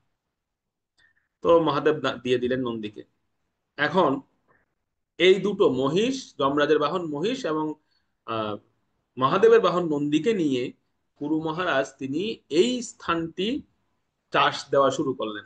অর্থাৎ দুজনকে দিয়ে দুই দুই বাহনকে দিয়ে হাল হাল বানিয়ে তিনি এই যে কুরুক্ষেত্র নামে যে জায়গাটি, এখানে তিনি নাঙ্গল চালানো শুরু করলেন যমরাজের বাহন এবং মহাদেবের বাহন দিয়ে। এই খবরটা ছড়িয়ে পড়লো সব জায়গায়, স্বর্গে চলে গেল এই খবর, দেবরাজের কাছে চলে গেল যে কুরু মহারাজ তিনি একটা এরকম সিদ্ধান্ত নিয়েছেন, তিনি এরকম মহাদেবের বাহন এবং যমরাজের বাহন দিয়ে তিনি চাষ দিচ্ছেন। কেন দিচ্ছেন কেউ কিন্তু এখনো জানে না। স্বয়ং এই কথা শুনে দেবরাজ ইন্দ্র অবাক হয়ে গেলেন যে দুই মহান দেবতার বাহন নিয়ে কুরু মহারাজ চাষ দিচ্ছেন, নিশ্চয়ই কোনো মহৎ কারণ আছে। তো তিনি আসলেন দেখার জন্য। দেখতে পেলেন একটা বিস্তীর্ণ মাঠ, আর মহারাজ কুরু তিনি একা এই মাঠে দুইটি বাহন, একটি ষাঁড় এবং একটি মহিষ নিয়ে তিনি সেখানে চাষ দিচ্ছেন। জিজ্ঞেস করলেন যে আপনি এই কাজ কেন করলেন? তখন কুরু মহারাজ বললেন যে আমি চাই এই ভূমিতে যারা দেহত্যাগ করবে তারা যেন স্বর্গে চলে যায়। তো প্রথম দিকে ইন্দ্রের কাছে বিষয়টা একটু কৌতুকপূর্ণ মনে হয় যে আরে মনে হয় পাগল হয়ে গেছে, এরকম হয় নাকি, এরকম মানুষ এখানে এসে মারা যাবে আর তারা স্বর্গে চলে যাবে, এরকম হতে পারে? এরকম কোনো ভূমি হতে পারে নাকি? আর আপনি যা করছেন এত বড় বিস্তীর্ণ মাঠ, আপনি কয়দিন এটা চাষ দিবেন, কতদিন এটা করবেন? এরকম করে ইন্দ্র ওনাকে উপহাস করে চলে গেলেন যে মহারাজ আপনি পাগলামি করছেন, আপনি রাজ্যে ফিরে যান, আপনার উচিত হচ্ছে রাজ্য পরিচালনা করা, আপনার এগুলো করা নয়, এগুলো বৈশ্যদের কাজ, এই কৃষি কাজ করা তা আপনার কাজ নয়, আপনি ঘরে ফিরে যান। কিন্তু মহারাজ কুরু তিনি ঘরে ফিরে গেলেন, তিনি চাষ দিয়ে গেলেন। একদিন, 2 দিন, 3 দিন অনাহারে সম্পূর্ণভাবে নিরম্ব তিনি উপবাস করে তিনি নাঙ্গল চালিয়ে যাচ্ছেন। এইটা দেখে, ওনার এই তপস্যা দেখে সমগ্র বিশ্বের যে বায়ুমণ্ডল এটি উত্তপ্ত হওয়া শুরু করলো, স্বর্গলোকে চলে গেল। এই এই তাপ উত্তপ্ত হয়ে স্বর্গলোকে চলে গেল এবং সমস্ত বায়ু প্রবাহ বন্ধ হওয়া শুরু করে দিল। তখন দেবতারা তো সবাই হাই হাই করে উঠেছেন। আর তখন দেবতারাই দেবরাজ ইন্দ্রকে পাঠালেন যে আপনি যান, গিয়ে কুরু মহারাজকে থামান। তো দেবরাজ ইন্দ্র আসলেন, তিনি এসে বললেন যে আসলে আপনি কি চান? আবার পুনরায় কুরু মহারাজ বললেন যে আমি চাই এই ভূমিতে যারা দেহত্যাগ করে, অর্থাৎ যে ভূমি পর্যন্ত আমি এই এই চাষ করেছি সেই ভূমিতে যারা দেহত্যাগ করবে তারা যেন স্বর্গে চলে যায়। তো তখন উনার প্রার্থনা শুনে দেবরাজ ইন্দ্র বললেন তথাস্তু, আপনি যে ভূমি কর্ষণ করেছেন, অর্থাৎ যেই ভূমিতে আপনি নাঙ্গল, আপনার যে ভূমি পর্যন্ত আপনার এই নাঙ্গল চলেছে, সেই ভূমিতে যারা দেহত্যাগ করবে তারা প্রত্যেকেই স্বর্গে যাবে, তবে একটা শর্ত, সেটা শর্তটা হচ্ছে কি, পরিশ্রম পূর্বক মরতে হবে এখানে। এরকম না আসলাম, এক বোতল বিষ খেয়ে ফেললাম, মরে গেলাম, ওভাবে মরলে স্বর্গে যাওয়া যাবে না। বা আসলাম আমি এখানে ঘুমন্ত অবস্থায় মরে গেলাম, তাও হবে না। কুরুক্ষেত্র ভূমিটা হচ্ছে এমন যে এখানে গিয়ে পরিশ্রম করতে হবে, মানে পরিশ্রম করতে করতে যদি কেউ মারা যায় কুরুক্ষেত্রের ভূমিতে, তাহলে অবশ্যই সে স্বর্গে চলে যাবে। এটা দেবরাজ ইন্দ্র মহারাজকে আশীর্বাদ করলেন। তো সেই জন্য এই ভূমিটা তখনকার, সেই সময় থেকে ধর্মক্ষেত্র বলা হচ্ছে এটাকে। এটার একটা ভৌগোলিক আহ, অবস্থান আছে। আহ, এটা পড়ুন একজন।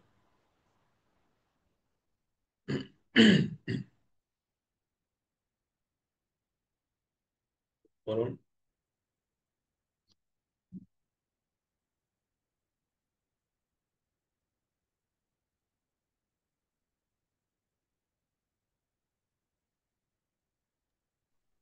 হরে কৃষ্ণ প্রভু। কুরুক্ষেত্র। সর্বপ্রকারে প্রাণী এই চিত্তে দর্শন মাত্রই পাপ হইতে বিমুক্ত হয়। যে ব্যক্তি সর্বদা এরূপ বলে যে আমি কুরুক্ষেত্র গমন করিব, কুরুক্ষেত্রে বাস করিব, সে ব্যক্তি সমুদয় পাপ হইতে পরিত্রাণ পায়। কুরুক্ষেত্রের ধূলিকণাও দুষ্কৃতিকারীকে পরম পদ প্রদান করিতে পারে। উত্তরে সরস্বতী ও দক্ষিণে দৃশ দৃশদোষী নদীদ্বয়ের মধ্যবর্তী স্থান এই কুরুক্ষেত্র।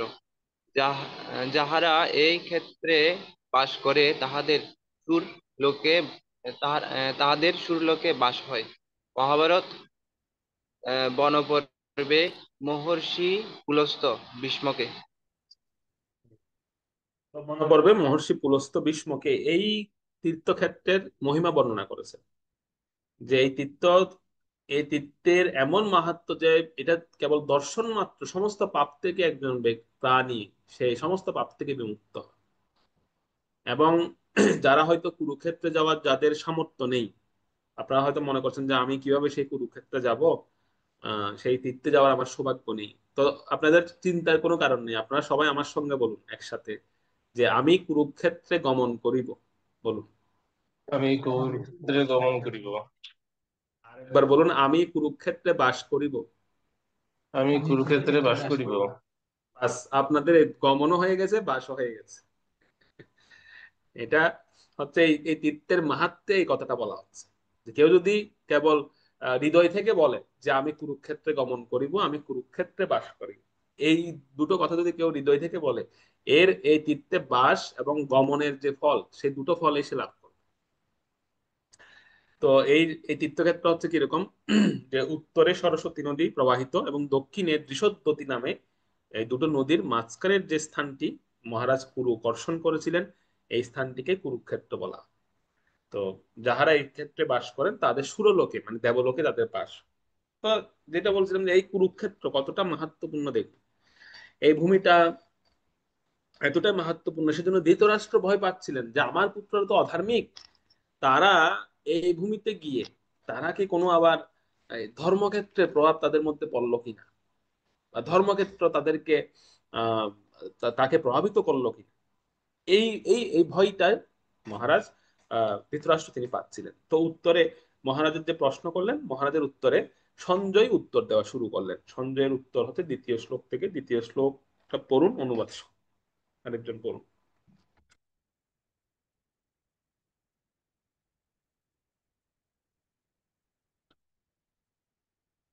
প্রথমটা যিনি পড়েছেন উনি আর পড়বেন না, এরপরে নেক্সট একজন পড়বেন। ঠিক আছে। হরে কৃষ্ণ প্রভু। হুম। ওম সঞ্জয় উবাচ দৃষ্টিয়া তু পাণ্ডবানিকম বৈর্যম দুর্যোধনস্তদা আচার্যমুপসংগম্য রাজা বচনমব্রবীৎ। অনুবাদ। সঞ্জয় বললেন, হে রাজন, পাণ্ডবদের সৈন্য সজ্জা দর্শন করে রাজা দুর্যোধন দ্রোণাচার্যের কাছে গিয়ে বললেন।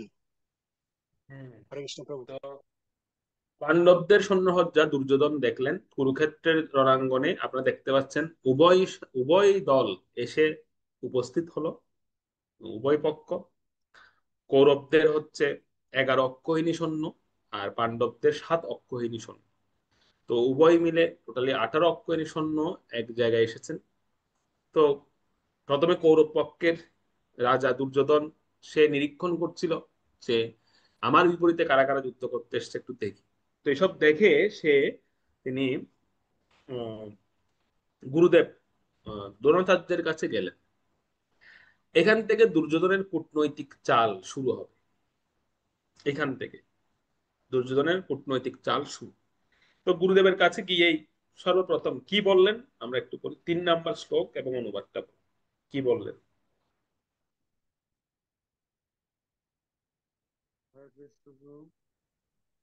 পশ্চাৎ পাণ্ডুপুত্রাণাং আচার্য মৌতিমম গুড়াং দ্রুপদপুত্রেণ তব শিষ্যান দ্বিমতা।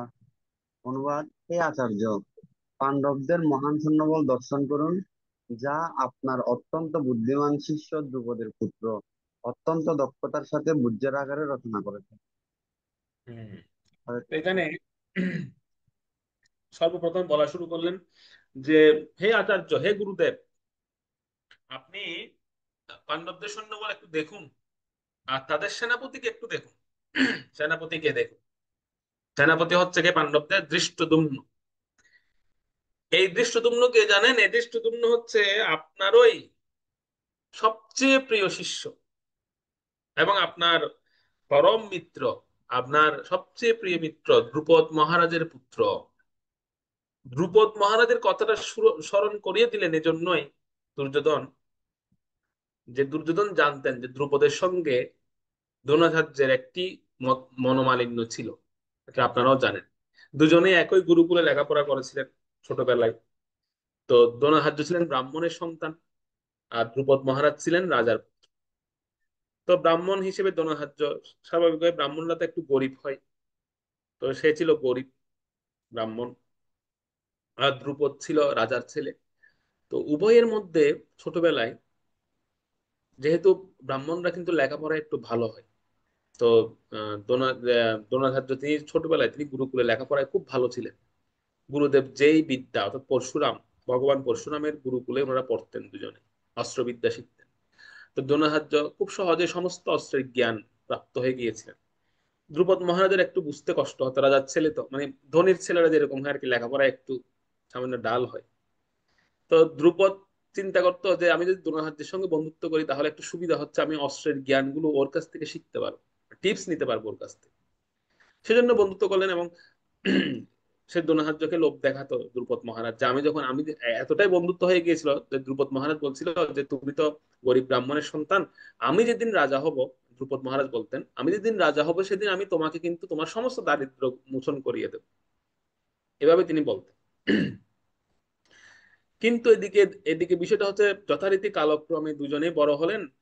দ্রুপদ মহারাজ তিনি রাজা হলেন, আর দ্রোণাচার্য যে গরিব ব্রাহ্মণ, সেই গরিব ব্রাহ্মণই থেকে গেলেন। তো এইটা তো এই এই যে ছোটবেলায় একজন একজনকে কথা দিয়েছিলেন, তো সেই কথাটা তো স্বাভাবিক বড় হওয়ার পর পরে ভুলে গেছেন।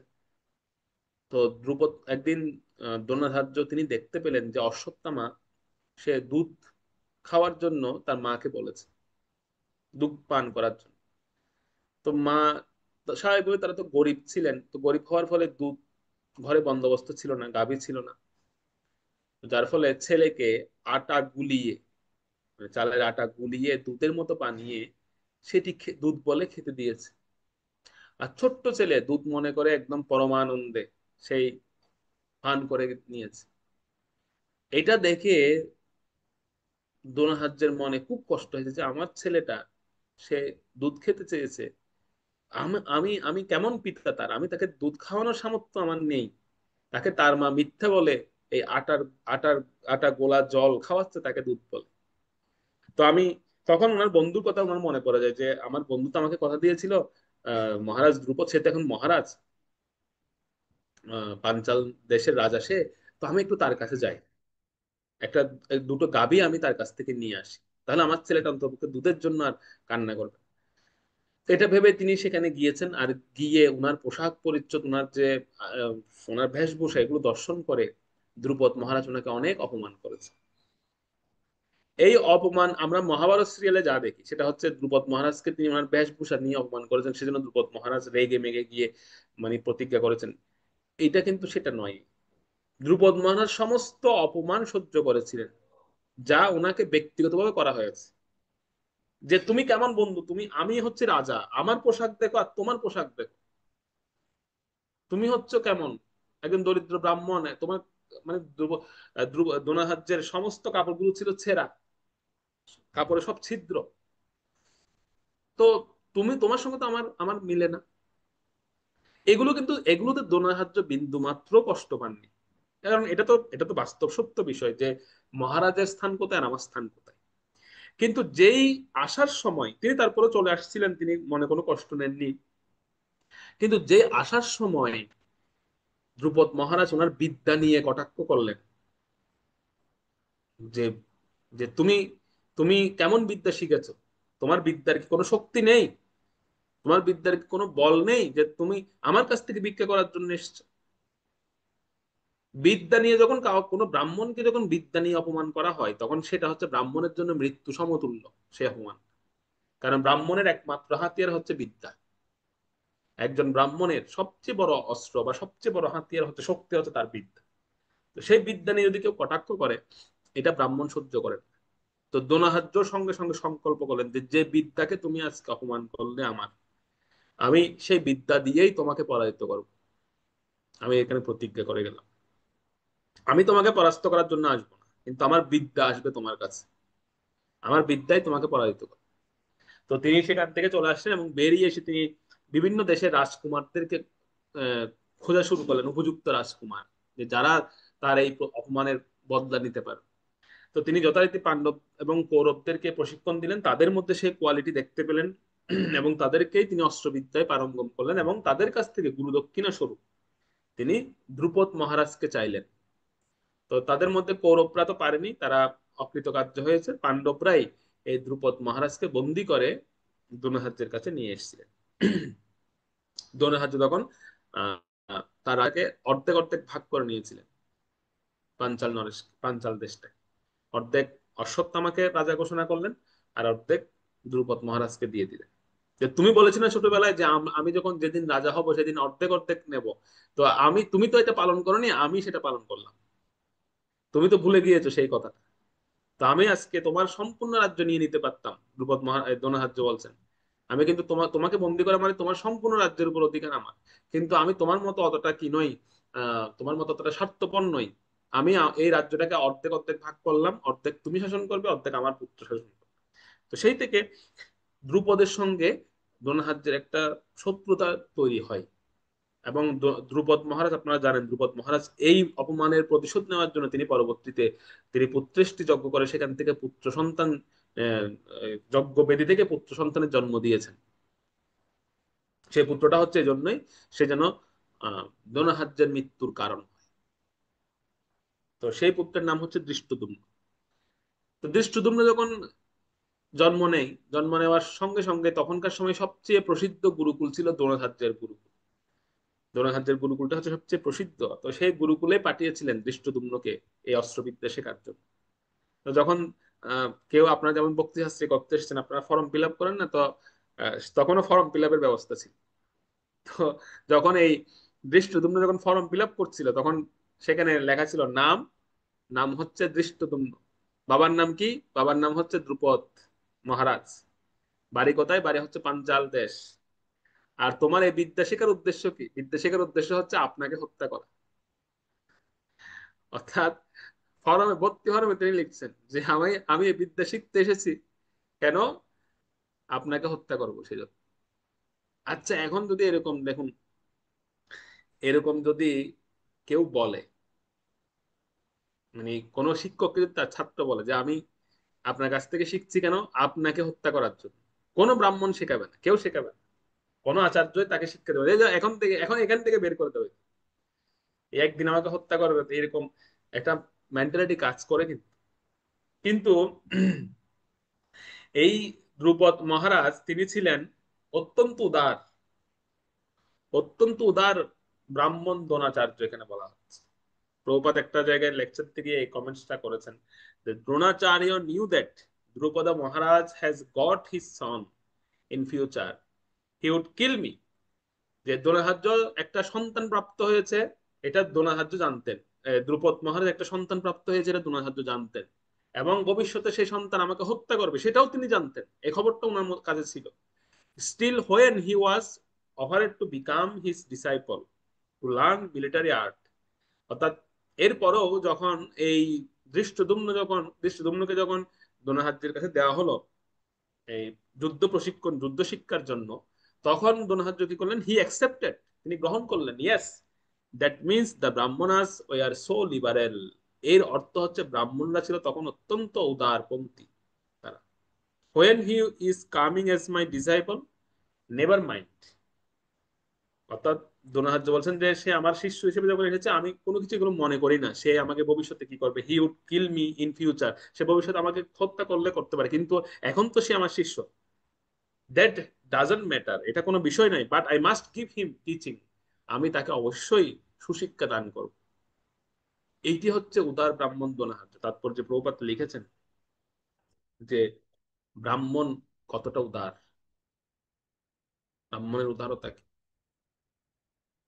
তো সেজন্য দ্রোণাচার্যকে উদার ব্রাহ্মণ বলে সম্বোধন করা হয়েছে। এটা কিন্তু এইরকম নজির আমরা শাস্ত্রে কোথাও দেখতে পাই না যে কেউ একজন জানতে পেরেছে যে এই আমাকে হত্যা করবে ভবিষ্যতে, এটা জানার পরেও যে উদারতার সহিত এই যে শিক্ষা দেওয়া, এরকম নজির আমরা খুব কম দেখতে পাই। সেজন্য প্রভুপাদ দ্রোণাচার্যের খুব প্রশংসা করেছেন এখানে, যে কতটা উদার হলে এরকম ব্রাহ্মণের মধ্যে এরকম মানসিকতা থাকে, যে সবকিছু ভুলে গিয়ে তিনি সমস্ত শিক্ষা দিয়েছেন। এমনকি নিজের ছেলেকে অশ্বত্থামাকে পর্যন্ত দ্রোণাচার্য এই ব্রহ্মাস্ত্র নিক্ষেপের জ্ঞান শিখিয়েছিলেন, কিন্তু ব্রহ্মাস্ত্রকে ব্যাক করার, আবার কন্ট্রোল করার জ্ঞানটা কিন্তু অশ্বত্থামা শিখতে পারেনি। যার কারণে আমরা দেখতে পাই ভাগবতে আমরা এই কাহিনী দেখতে পাই যে অশ্বত্থামা ব্রহ্মাস্ত্রকে কন্ট্রোল করতে পারেন,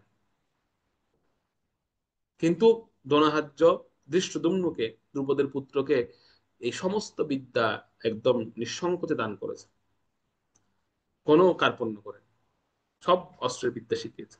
সেই জন্য ওনাকে উদার ব্রাহ্মণ বলে সম্বোধন করা হয়েছে এখানে। তো এইভাবে দুর্যোধন বলছিলেন যে আপনি আপনি কতটা উদার দেখুন গুরুদেব, আপনি যাকে শিখিয়েছেন সে আজকে আপনার বিপরীতে দাঁড়িয়েছে আপনাকে হত্যা করার জন্য। এই কথাগুলো কেন বলছিলেন? যাতে দ্রোণাচার্যের মনে এই এরকম একটা মানে হাজার হোক দৃশ্যদ্যুম্ন তো ওনার শিষ্য, ওনার সামনে দাঁড়িয়েছেন, তো শিষ্যের প্রতি যেন একটু করুণা না আসে, কোনোভাবে যেন করুণা না আসতে না পারে, সেজন্য ওই পুরনো কথা, পুরনো স্মৃতিটা মনে করিয়ে দিচ্ছেন যে আপনি যাকে বিদ্যা দান করেছেন সে আজকে আপনার বিপরীতে দাঁড়িয়েছে। দেখুন, এই যে কূটনীতি, প্রথম কূটনীতি প্রয়োগ করলেন দুর্যোধন। এবং আরো আরো কে কে সেখানে যুদ্ধ করার জন্য এসেছেন 4 নম্বর শ্লোকে সেটা বলা হচ্ছে। 4 নম্বর শ্লোকটা পড়ুন। শ্লোক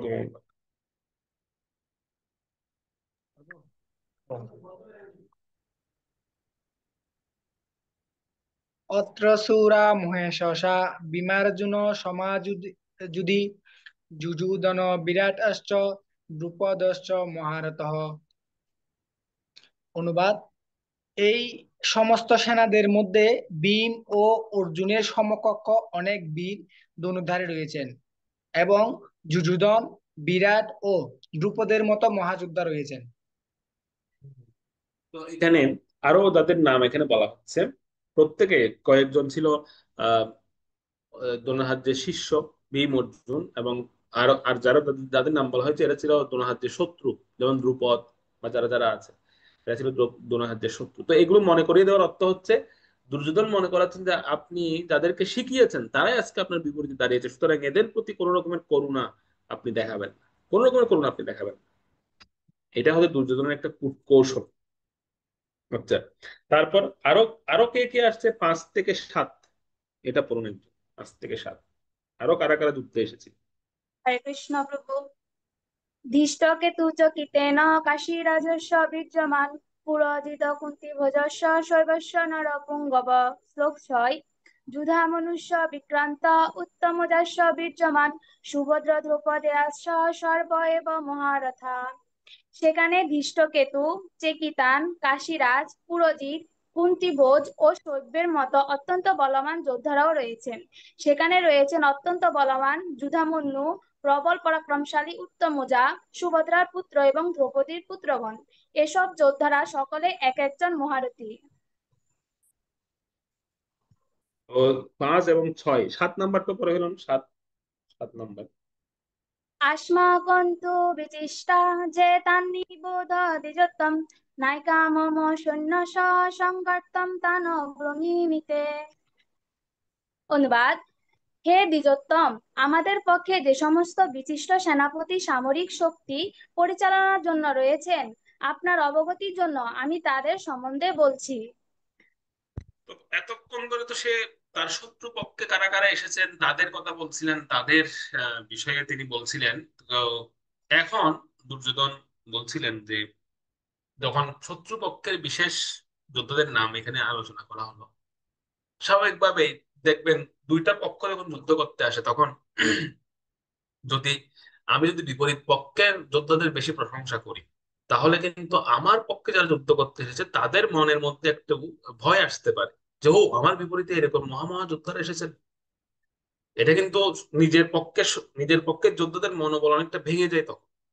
তো যারা যারা দেখবেন যারা আর্মিতে আছে তারা কি করে, তারা নিজের পক্ষে কারা কারা যুদ্ধ করতে এসেছে এদের কথা বলে, এদেরকে প্রশংসা করে, কেন নিজের যোদ্ধাদেরকে মনোবল বৃদ্ধি করার জন্য। তো দুর্যোধন চিন্তা করছিলেন, আরে আমি তো শত্রু পক্ষের যোদ্ধাদের প্রশংসা করছি, তো নাকি আবার আমার যোদ্ধারা মনোবল হারিয়ে ফেলছে, সেজন্য এখন নিজের যোদ্ধাদের নাম বলা শুরু করবেন যে আমি আমার আমার পক্ষে কারা কারা যুদ্ধ করতে এসছে আমি একটু তাদের নামগুলো বলি।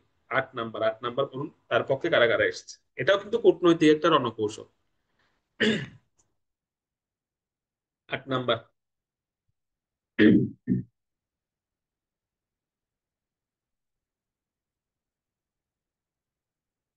বলুন। हरे कृष्ण। भवान् भीष्मश्च कर्णश्च कृपश्च समितिञ्जय अश्वत्थामा विकर्णश्च सोमदत्তিস্তথৈব চ। অনুবাদ: সেখানে রয়েছেন আপনার মতোই ব্যক্তিত্বশালী ভীষ্ম, কর্ণ, কৃপা, অশ্বত্থামা, বিকর্ণ ও সোমদত্তের পুত্র ভূরিশ্রবা, যারা সর্বদা সংগ্রামে বিজয়ী হয়ে থাকে। তো সেখানে কারা কারা আছেন, সেরা হচ্ছে ওনারা হচ্ছেন ভীষ্মদেব, কর্ণ, কৃপাচার্য, অশ্বত্থামা, বিকর্ণ, সমদত্তের পুত্র ভূরিশ্রবা এবং আরো অনেকে।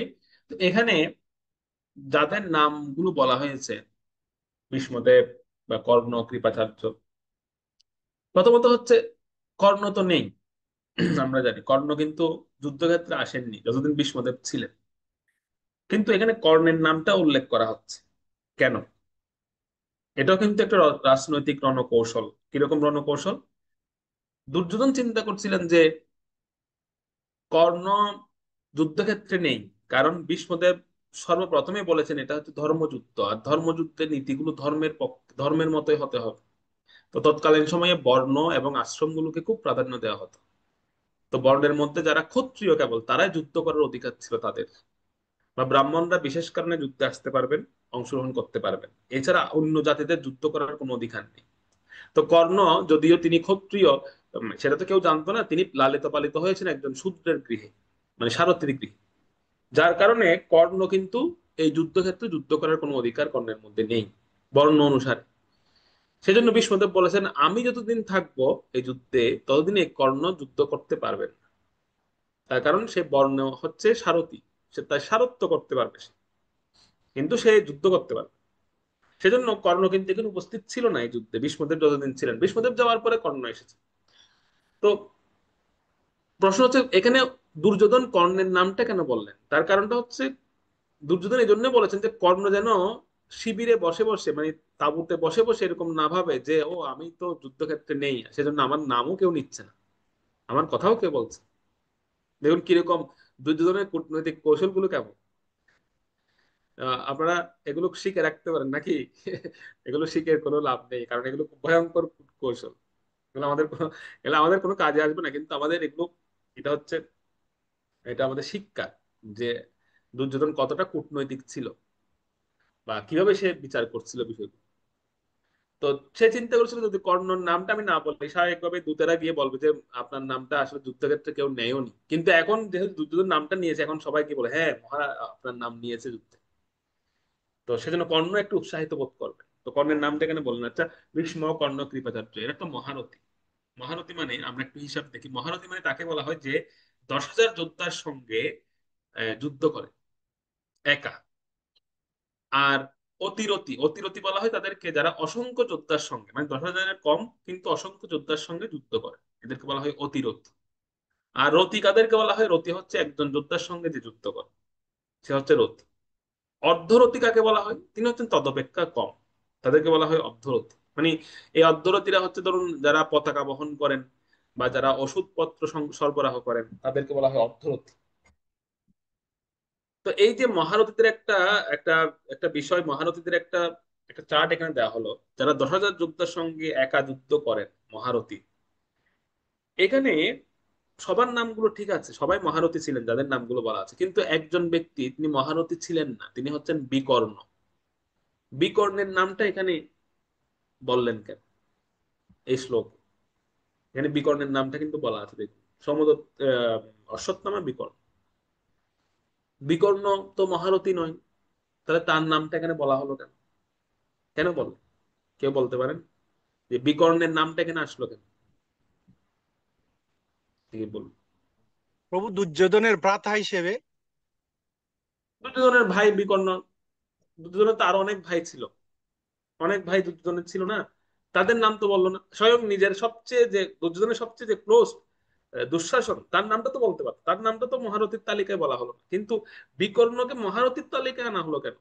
অ্যাকচুয়ালি দেখুন, এখানে কিন্তু এরকম নয়, যেমন এখন যদি আমার নামটা যদি বলা, ধরুন আমাদের কারো নামটা যদি একজন বড় বড় মহাজনদের নামের সঙ্গে পাশে লাগানো হয়, তো কেমন লাগবে?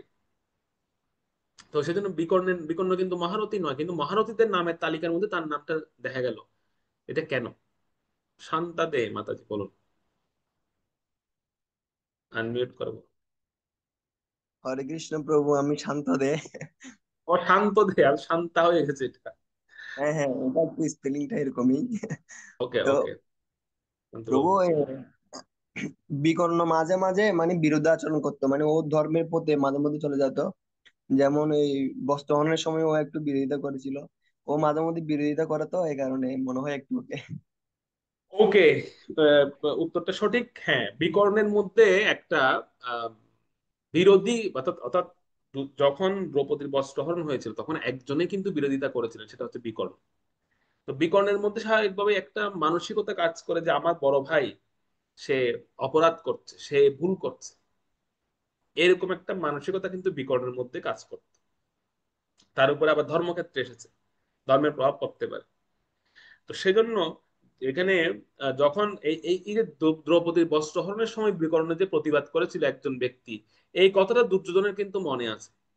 সেজন্য তিনি চিন্তা করছিল, আরে যদি বিকর্ণ যদি এই সময় এখন যদি আমাদের সঙ্গে বিশ্বাসঘাতকতা করে, সে যদি এখন ওই পক্ষে চলে যায়, সে যদি বলে উঠে যে দাদা যা হয়েছে তুমি ভুলে যাও, পাণ্ডবদেরকে তাদের রাজ্য ফিরিয়ে দাও, আমরা ভুল করছি, এই কথা যেন বিকর্ণ বলতে না পারে, সেই জন্য বিকর্ণকে আগে ভাগে তার মুখ বন্ধ করে দিয়েছে, তাকে মহারথীদের নামের সঙ্গে তার নামটা যুক্ত করে দিয়েছে।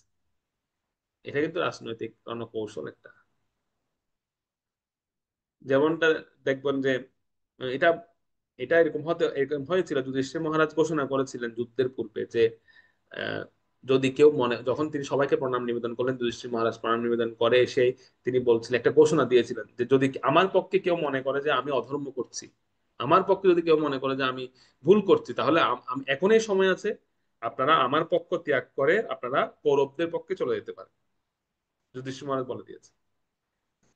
আবার এই ঘোষণাও দিয়েছেন যে কেউ যদি কৌরব পক্ষের কেউ যদি মনে করে থাকেন যে আমরা সঠিক, আমরা ধর্মের পথে আছি, আমরা ধর্মের পক্ষে আছি, তাহলে ওই পক্ষ থেকে আমাদের পক্ষে চলে আসতে পারে নির্দ্বিধায়।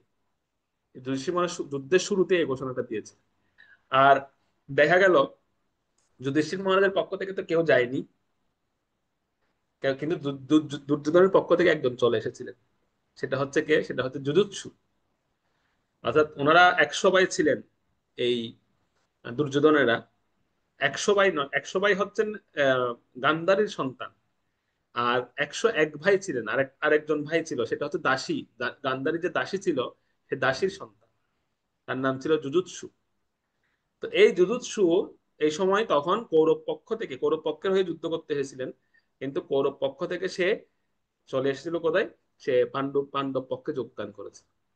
আর সে যখন পাণ্ডব পক্ষে যোগদান করতে যাচ্ছিল তখন এই দুর্যোধন বলে উঠেছে যে সৎ কখনো আপন হয় না, সৎ ভাই সারা জীবন সৎ ভাই থেকে যায়, এই সৎ ভাই কখনো আপন হয় না। কারণ সে এখনই পরিচয় দিয়ে দিয়েছে সে আমার পক্ষ ছেড়ে সে যুধিষ্ঠির মহারাজের পক্ষে চলে গেছে। কারণ যুধিষ্ঠির মধ্যে একটা ধর্মজ্ঞান ছিল তার মধ্যে, যুধিষ্ঠির মধ্যে। তো সেজন্য এই দুর্যোধন চিন্তা করছিল যে এই কাজটা আবার কোনো এই বিকর্ণ করে বসে কিনা, বিকর্ণ কোনো ভুল এরকম কোনো কথা বলে কিনা, সেজন্য বিকর্ণকে আগেই মুখ বন্ধ করে দিলেন। তাকে বলে দেয় দেখো তোমাকে আমি মহারথীদের নামের সঙ্গে তোমার নাম যুক্ত করে দিয়েছি। আর যেহেতু সে দুর্যোধনের ভাই, তার মধ্যেও তো একটু অহংকার ছিল, তো সেও চিন্তা আমার নাম আমার দাদা কত সম্মানের সঙ্গে একদম মহারথীদের কাছে নামের সঙ্গে যুক্ত করে দিয়েছে, আমি আমার দাদাকে ত্যাগ করে যাব, সে যাই করবে করুক আমি তার সঙ্গে থাকি। এই জন্য দুর্যোধন এখানে বিকর্ণের নামটা উল্লেখ করে দিয়েছে। ওকে।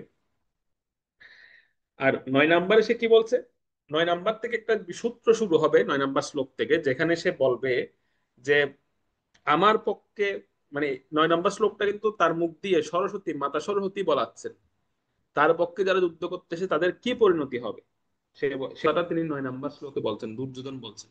9 নম্বর শ্লোকটা পড়ুন, শ্লোক অনুবাদ। अन्यच्च बहवः সুরা মধ্যে তত্ত্বজীবেতা নানা শাস্ত্র পহরানা সর্বে যুদ্ধ বিশারদা। এছাড়াও আরো বহু সেনানায়ক রয়েছেন যারা আমার জন্য তাদের জীবন ত্যাগ করতে প্রস্তুত। তারা সকলে নানা প্রকার অস্ত্রশস্ত্রে সজ্জিত এবং তারা সকলেই সামরিক বিজ্ঞানের বিশারদ। তো এই যে একটা শব্দ এখানে আছে অস্ত্র এবং শস্ত্র, অস্ত্র এবং শস্ত্রের মধ্যে পার্থক্য কি কে বলতে পারেন? অস্ত্র কি আর শস্ত্র কি, কে কি বলবেন? অস্ত্র কাকে বলে, শস্ত্র কাকে বলে? কারো অভিজ্ঞতা আছে? ওকে, ঠিক আছে আমি বলছি। অস্ত্র মানে হচ্ছে যেই, আচ্ছা একজন হাত তুলে শান্তভাবে বলুন। হরে কৃষ্ণ প্রভু।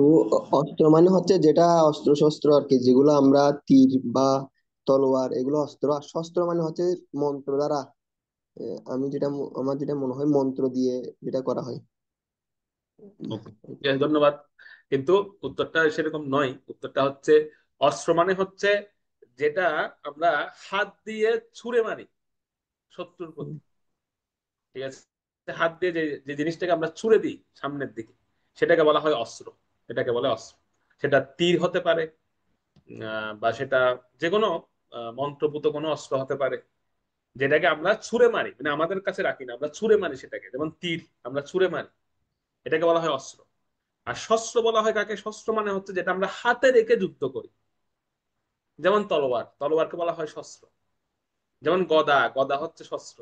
তারপর হচ্ছে বল্লম, এগুলো হচ্ছে শস্ত্র। তো এই যেগুলো আমরা হাতে রেখে যুদ্ধ করি এগুলোকে বলা হয় শস্ত্র। যেমন শাস্ত্র থেকে কিন্তু শস্ত্র এসেছে। শাস্ত্রকে আমরা কি করি? শাস্ত্রকে আমরা হাতে রাখি না, হাতে রেখে আমরা শাস্ত্র পাঠ করি, হাতে রেখে সঙ্গে চলি, এজন্য এটাকে বলা হয় শাস্ত্র।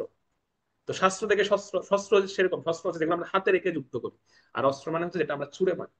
তো এই অস্ত্র শস্ত্র সজ্জিত যারা এসেছিলেন তাদের পরিণতি কি হবে? দুর্যোধন বলছিল তাদের পরিণতি হবে তারা সকলেই মারা যাবে, প্রত্যেকেই মারা যাবে, ঠিক আছে?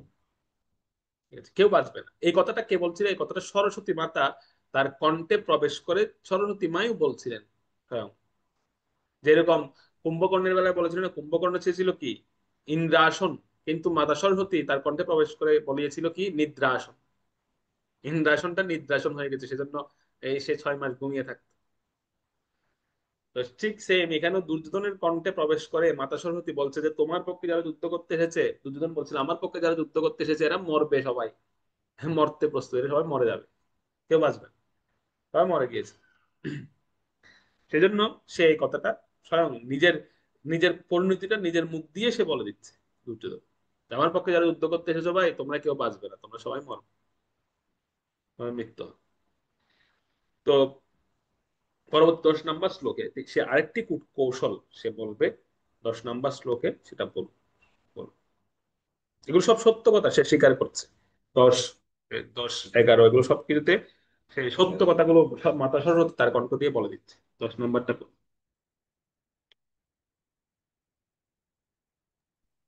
করুন একটু। হরে কৃষ্ণ। অপর্যাপ্তম তদস্মাকং বলম ভীষ্মাবিরক্ষিতম পর্যাপ্তম তিদমেতেষাং বলম ভীমাবিরক্ষিতম অয়নেষু চ সর্বেষু যথাভাগমবস্থিতঃ ভীষ্মমেব বিরক্ষन्तু ভবন্তো সর্ব এব হি। অনুবাদ: আমাদের সৈন্যবল অপরিমিত এবং আমরা পিতামহ ভীষ্মের দ্বারা সম্পূর্ণরূপে সুরক্ষিত, কিন্তু ভীমের দ্বারা সতর্কভাবে সুরক্ষিত পাণ্ডবদের শক্তি সীমিত। এখন আপনারা সকলে সেনাব্যূহের প্রবেশপথে নিজ নিজ গুরুত্বপূর্ণ স্থানে স্থিত হয়ে পিতামহ ভীষ্মকে সর্বতোভাবে সাহায্য প্রদান করুন। হুম। তো সে 10 নম্বর শ্লোকে একটু খেয়াল করে দেখবেন, সে যে কথাটা বলছিল যে আমাদের সৈন্যবল অপরিমেয়, সত্যিকার অর্থ তো অপরিমেয়। তার সৈন্যবল ছিল 11 অক্ষহীন কৌরবদের।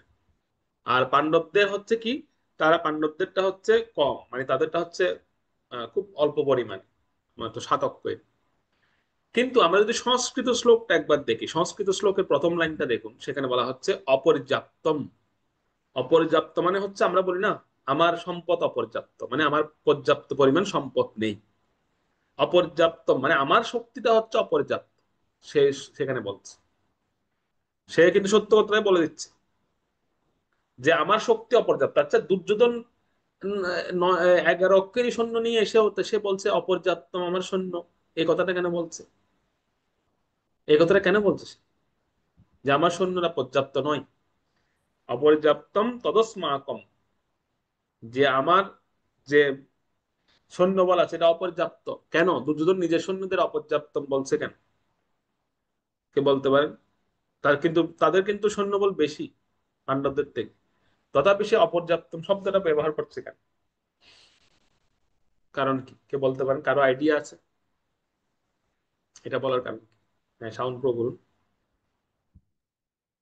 হরে কৃষ্ণ প্রভু, যখন আমাদের কোনো কিছু অতিরিক্ত থাকে তখন আমরা বলি যে এটা আমার অনেক আছে, অনেক পরিমাণে আছে, মানে এটা গণনা করা যাবে না। যেহেতু পাণ্ডবদের তুলনায় এখানে সৈন্য বেশি, সৈন্য বলছে পাণ্ডবদের সৈন্যগুলো গণা যাবে কিন্তু আমাদের সৈন্যগুলো গণা যাচ্ছে না। ওইরকম মানে অপর্যাপ্ত সৈন্য আছে, অপর্যাপ্ত। আচ্ছা, একটা বিষয় বলি, সেটা হচ্ছে অপর্যাপ্ত সে কেন বলছে যে পর্যাপ্ত নয়, আমাদের আরো দরকার ছিল।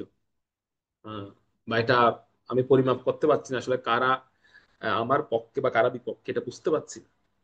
এর কারণটা হচ্ছে দুর্যোধন ভালোভাবেই জানতো তার পক্ষে যারাই ছিল এরা প্রত্যেকে হচ্ছে ডুয়েল চরিত্রের অধিকারী, মানে তারা উভয় পক্ষে তাদের প্রেম আছে।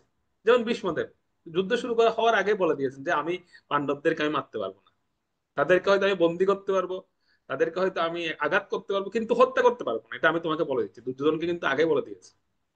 দ্রোণাচার্য একই কথা বলছেন। দ্রোণাচার্য বলছেন না আমি পাণ্ডবদেরকে মারতে পারবো না, ওরা আমার শিষ্য মতো, আমি তাদেরকে বন্দি করতে পারবো বা ওদের সৈন্যদের মারতে পারবো, কিন্তু ওদেরকে আমি আঘাত করতে পারবো। এরকম অনেকেই পাণ্ডবদের প্রতি যাদের স্নেহ ছিল তারা কৃপাচার্য নিয়ে বলেছেন যে না না আমি পাণ্ডবদের মারতে পারবো। তো দুর্যোধন চিন্তা করছেন আরে আমি কাদেরকে যুদ্ধ করতে এনেছি, এরা তো আসলে আমার পক্ষে হলেও এদের এদের এদের যে প্রেম এদের যে সমর্পণ সব তো ওই পক্ষে। তাহলে এটা কি পর্যাপ্ত হলো? এটা পর্যাপ্ত হলো না, তো এটা অপর্যাপ্তই। মানে এরা দুই পক্ষেই এদের প্রেম প্রীতি আছে, এটা আসলে পর্যাপ্ত নয়, এটা অপর্যাপ্ত। কিন্তু আবার অন্যদিকে কি বললেন, ভীমের দ্বারা সুরক্ষিত এই সৈন্য এটা পর্যাপ্ত। তো ওদের ওদের কম থাকার পরও, ভীমের পাণ্ডবদের কম থাকার পরও সেটা পর্যাপ্ত কেন? দুর্যোধন বলছিলেন যে ওদের পক্ষে যারা যুদ্ধ করতে এসেছে তাদের মধ্যে এরকম কোনো মনোভাব নেই যে তারা আমাদেরকে হত্যা করবেন, এরকম কোনো মনোভাব। তারা মরতেও এসেছে, মারতেও এসেছে। তাদের এটা হচ্ছে, তাদের মনোভাবটা হচ্ছে এরকম। পাণ্ডবদের পক্ষে কিন্তু কেউ এরকম ছিল না যে আমি মারবো না বা আমি তাকে হত্যা করবো না, বন্দি করবো, এরকম ছিল না। সবাই বলছে না আমরা মরার জন্য এসেছি, মারার জন্য এসেছি। তাদের তাদের মেন্টালিটি হচ্ছে এরকম। সেজন্য এখানে দুর্যোধন তার মুখ দিয়ে বলে ফেলেছেন যে আমার পক্ষে বেশি হলেও এদের দ্বৈত চরিত্রের কারণে আমি বুঝতে পারছি না আসলে আমার পক্ষে মোটামুটি সৈন্য আসলে রিয়েল সৈন্য কারা। মানে আমার জন্য মরার জন্য আসলে রিয়েলি এসেছে কারা, এটা আমি বুঝতে পারছি না। আর ওদের পক্ষে এই যে শাতককে, এই শাতককে নিয়েই তারা মরার জন্য এবং মারার জন্য এসেছে। তাদের মধ্যে রিয়েল চরিত্রের কেউ নেই। দুর্যোধন সেজন্য এখানে, দুর্যোধন এই কথাটা বলছিলেন যে সেজন্য আমার কিন্তু ভীষ্মদেবের প্রতি বিশ্বাস হচ্ছে না। ভীষ্মদেব যে কোনো সময় উনি হয়তো ওনার মধ্যে করুণা চলে আসতে পারে, সেজন্য উনি হয়তো যুদ্ধ থামিয়ে দিতে পারেন, আর যুদ্ধ যুদ্ধ বন্ধ করে দিতে পারেন। সেজন্য আপনারা সকলে জানেন, 11 নম্বর শ্লোকে বলছেন আপনারা সকলেই ভীষ্মদেবের আশেপাশে থাকুন, ভীষ্মদেবকে আপনারা সম্পূর্ণরূপে সহযোগিতা করুন। তো আমরা টোটালি দুর্যোধনের যে রাজনৈতিক রণকৌশল বা কূটকৌশল গুলো পেয়েছি, আমরা একটু সেটাকে লিস্ট করি। সেখানে আমরা দেখতে পাচ্ছি দ্রুপদের পুত্র আপনার বুদ্ধিমান শিষ্য এই শুরু থেকে এভাবে শুরু করেছিলেন, শত্রুপক্ষের শক্তির তুলনা করেছিলেন ভীম অর্জুন ওনাদের শক্তি, এবং বিকর্ণ ভবান বিকর্ণের কথা বলেছেন। ভীষ্মকে উৎসাহিত করছেন এখানে, ভীষ্মদেবের নাম বলে ভীষ্মকে উৎসাহিত করেছেন এবং সবাইকে গুরুত্ব দিচ্ছেন, যারা যারা যুদ্ধ করতে এসেছে সমস্ত সৈন্যদেরকেও গুরুত্ব দিয়েছেন একজন তিনি একজন রাজা হয়েও। এবং রাজা হয়েও তিনি সেনাপতির কাছে যাওয়া, সেনাপতি ছিলেন ভীষ্মদেব, ভীষ্মদেবের কাছে গিয়ে তিনি সবাইকে উৎসাহিত করছেন আপনারা সকলে ভীষ্মদেবকে সহযোগিতা করুন। এই যে কূটকৌশল, দুর্যোধনের রাজনৈতিক রণকৌশল, এই সমস্ত কথা শুনে ভীষ্মদেব চিন্তা করলেন মনে মনে, এই যে এই ছেলেটা বেশি কথা বলছে, এই ছেলেটা বেশি বক বক করছে, যুদ্ধ করতে এসেছো যুদ্ধ করো বাবা, এত কথা বলার দরকার কি? যুদ্ধ করতে এসেছো যুদ্ধ না করবা? এত এত কথা যদি তোমরা বলো, এত কথা যদি সে বলে, তাহলে তো উম, এটা একটা বাচাল প্রকৃতির মনে করছিল আর কি। সেজন্য এই দুর্যোধনের মুখটাকে বন্ধ করার জন্য ভীষ্মদেব তখন তিনি কি করলেন, 12 নম্বর শ্লোকে পড়ুন, 12 নম্বর শ্লোকে বলা হচ্ছে, 12 নম্বর শ্লোক অন্য।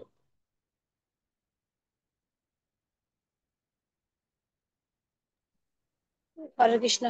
তস্য সঞ্জয়ন হর্ষ পুরুবিদ পিতামহ সিংহনাদ বিননদ উচ্চ শঙ্খম দদম প্রতাপবান। অনুবাদ। তখন কুরুবংশের বৃদ্ধ পিতামহ ভীষ্ম দুর্যোধনের হর্ষ উৎপাদনের জন্য সিংহের গর্জনের মতো অতি উচ্চ নাদে তার শঙ্খ বাজালেন। হরে কৃষ্ণ। তো তিনি চিন্তা করলেন যে এই ছেলেটা তো বেশি কথা বলছে, ছেলেটার মুখটা একটু বন্ধ করে দিই। মুখ বন্ধ করে দেওয়ার জন্যই তখন ভীষ্মদেব তিনি উচ্চ নাদে, একদম সিংহনাদে তিনি শঙ্খধ্বনি করলেন। শঙ্খধ্বনি শোনা মাত্র, ভীষ্মদেবের শঙ্খধ্বনি এটা শ্রবণ করে দুর্যোধনের মুখটা বন্ধ হয়ে গেল, সে আর এই সমস্ত কথা বলতে পারলো না। আর যখন ভীষ্মদেব শঙ্খ বাজিয়েছেন তখন বাকিরা কি করলেন, সেটা 13 নম্বর শ্লোক, মানে আজকের শেষ শ্লোকে সেটা বলা হচ্ছে। 13 নম্বর শ্লোকটা পড়ুন। হরে কৃষ্ণ প্রভু। হ্যাঁ।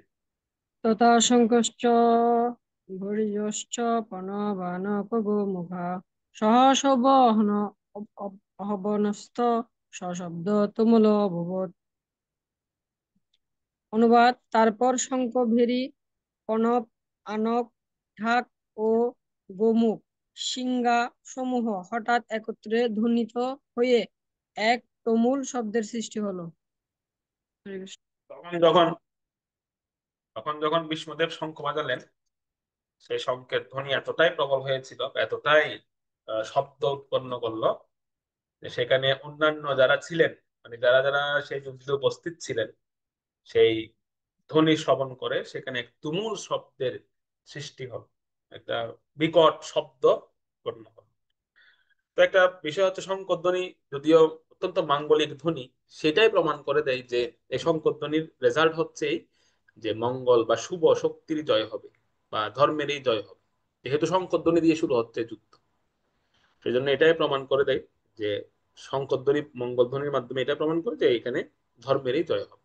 ওকে, এখানে আমরা 13 নম্বরে রাখছি। তো আপনাদের আগামী ক্লাসের পড়া থাকবে, এখানে 14 থেকে 46 দেওয়া আছে, 46 হবে না, এখানে হবে 14 থেকে আপনারা 26 পর্যন্ত পরে আসবেন। 26 প্রথম অধ্যায় 14 থেকে 26 পর্যন্ত আপনারা পড়বেন, আমরা এরপরের ক্লাসে আলোচনা করব।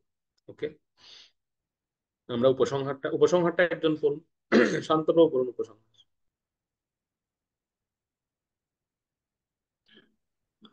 উপসংহার: কেউ যদি ভগবদ গীতার উপদেশ বাণীকে সর্বান্তঃকরণে গ্রহণ করে তার অনুশীলন করেন, তবে তার জীবনকে সর্বাঙ্গ সুন্দর করে তুলতে পারেন এবং এই জড় প্রকৃতির সান্নিধ্যে আসার ফলে যে সমস্ত জাগতিক সমস্যার উদ্ভব হয় তার সম্পূর্ণ সমাধান করতে পারেন। হুম। প্রভুপাদ বলে দিয়েছেন যে কেউ যদি শ্রীমদ্ ভগবত গীতার বাণীকে সর্বান্তকরণে গ্রহণ করেন, এই বাণীটাকে গ্রহণ করেন, তবে তার জীবনকে সর্বাঙ্গ সুন্দর করে তুলতে পারেন। এবং আমরা যে জড়ের প্রকৃতিতে এসেছি তার ফলে যে আমরা যে সমস্যা অনুভব করছি সেই সমস্যার সম্পূর্ণ সমাধান আমরা করতে পারি। ওকে, শিল প্রভুপাদ কি। হরে কৃষ্ণ। ওকে, হরে কৃষ্ণ আমরা, প্রভু। হ্যাঁ শান্ত প্রভু বলুন। প্রভু, একটা প্রশ্ন ছিল। হ্যাঁ, আমি প্রভু, প্রশ্ন উত্তর যাচ্ছি, এক মিনিট মিনিট আগে আমি এখানে রাখছি। হ্যাঁ ওকে, হ্যাঁ প্রশ্ন উত্তর আমরা যাই, প্রশ্ন উত্তর করুন শান্ত প্রভু। হ্যাঁ প্রভু, এখানে 13 নম্বর শ্লোকে বলেছে, এখানে কয়েকটা জিনিসের নাম বলেছে। শঙ্খ, শঙ্খ আমরা চিনি। বেরি, প্রণব, আনক, ঢাক, গোমুখ, সিংহা, এগুলো যদি একটু পরিচয় হতাম। এগুলো পরিচয় এগুলো আমাকে তো দেখাতে হবে, আপনাদেরকে না দেখালে কিভাবে বুঝবেন। এখন অ্যাকচুয়ালি সংকটা তো আপনার চিনেন। ভেরি, ভেরি মানে হচ্ছে, ভেরিটা একটা একটা যন্ত্র। এটা হচ্ছে আহ, অনেকটা বাঁশির মতো, কিন্তু এটা একটু উচ্চ, মানে এবার দেখবেন একদম হাতির সুরের মতো। ঠিক আছে, এটাকে বলা হয় ভেরি, মানে হাতির সুরের মতো একটা বাঁশির মতো এটা। তো এটাও কিন্তু শঙ্খের সঙ্গে বাজানো হয়। প্রণব, প্রণবটা হচ্ছে লম্বা, মানে এটা আহ এটা অনেকটা বক্র থাকে। প্রণবটা হচ্ছে এরকম ওমকারের ওমকারের মতো, এটা একটা বাঁশি বাঁশি জাতীয় প্রণবটা, ওমকারের মতো থাকে অথবা একটা লম্বাও থাকে। আর আনক ঢাক, আনক ঢাকটা হচ্ছে, এটা একটা ঢোলের মতো, আমরা যে ঢোল বাজাই বা ঢাক বাজাই ঢোলের মতো, এটা দুটো লাঠি দিয়ে বাজানো হয় এভাবে নিয়ে, এটাকে বলে আনক ঢাক। আর শিঙ্গা, শিঙ্গা মানে তো আপনারা জানেন, যেটা শিং থেকে হয়, মহিষের শিং বা বিভিন্ন প্রাণীদের শিং থেকে যেটা বানানো হয় শিঙ্গা। তো এইভাবে যে যন্ত্রগুলো থাকে, এগুলো যুদ্ধের যুদ্ধের মানে যন্ত্র, এগুলো যুদ্ধের সময় বাজানো হয়। তো সেই যন্ত্রগুলোই সেখানে ধ্বনিত হচ্ছে। প্রভু হরে কৃষ্ণ। প্রভু, হ্যাঁ, ওই বিকর্ণ নামের আগে যে ভবান শব্দ ছিল ওইটা একটু বুঝতে পারিনি। কোনটা কোনটা? প্রভু, দুর্যোধনের ওই যে পয়েন্ট গুলা, ওর মধ্যে বিকর্ণের আগে যে ভবান ছিল, ভবান। হুম হুম হুম বিকর্ণের পূর্বে ভবান, হুম হুম।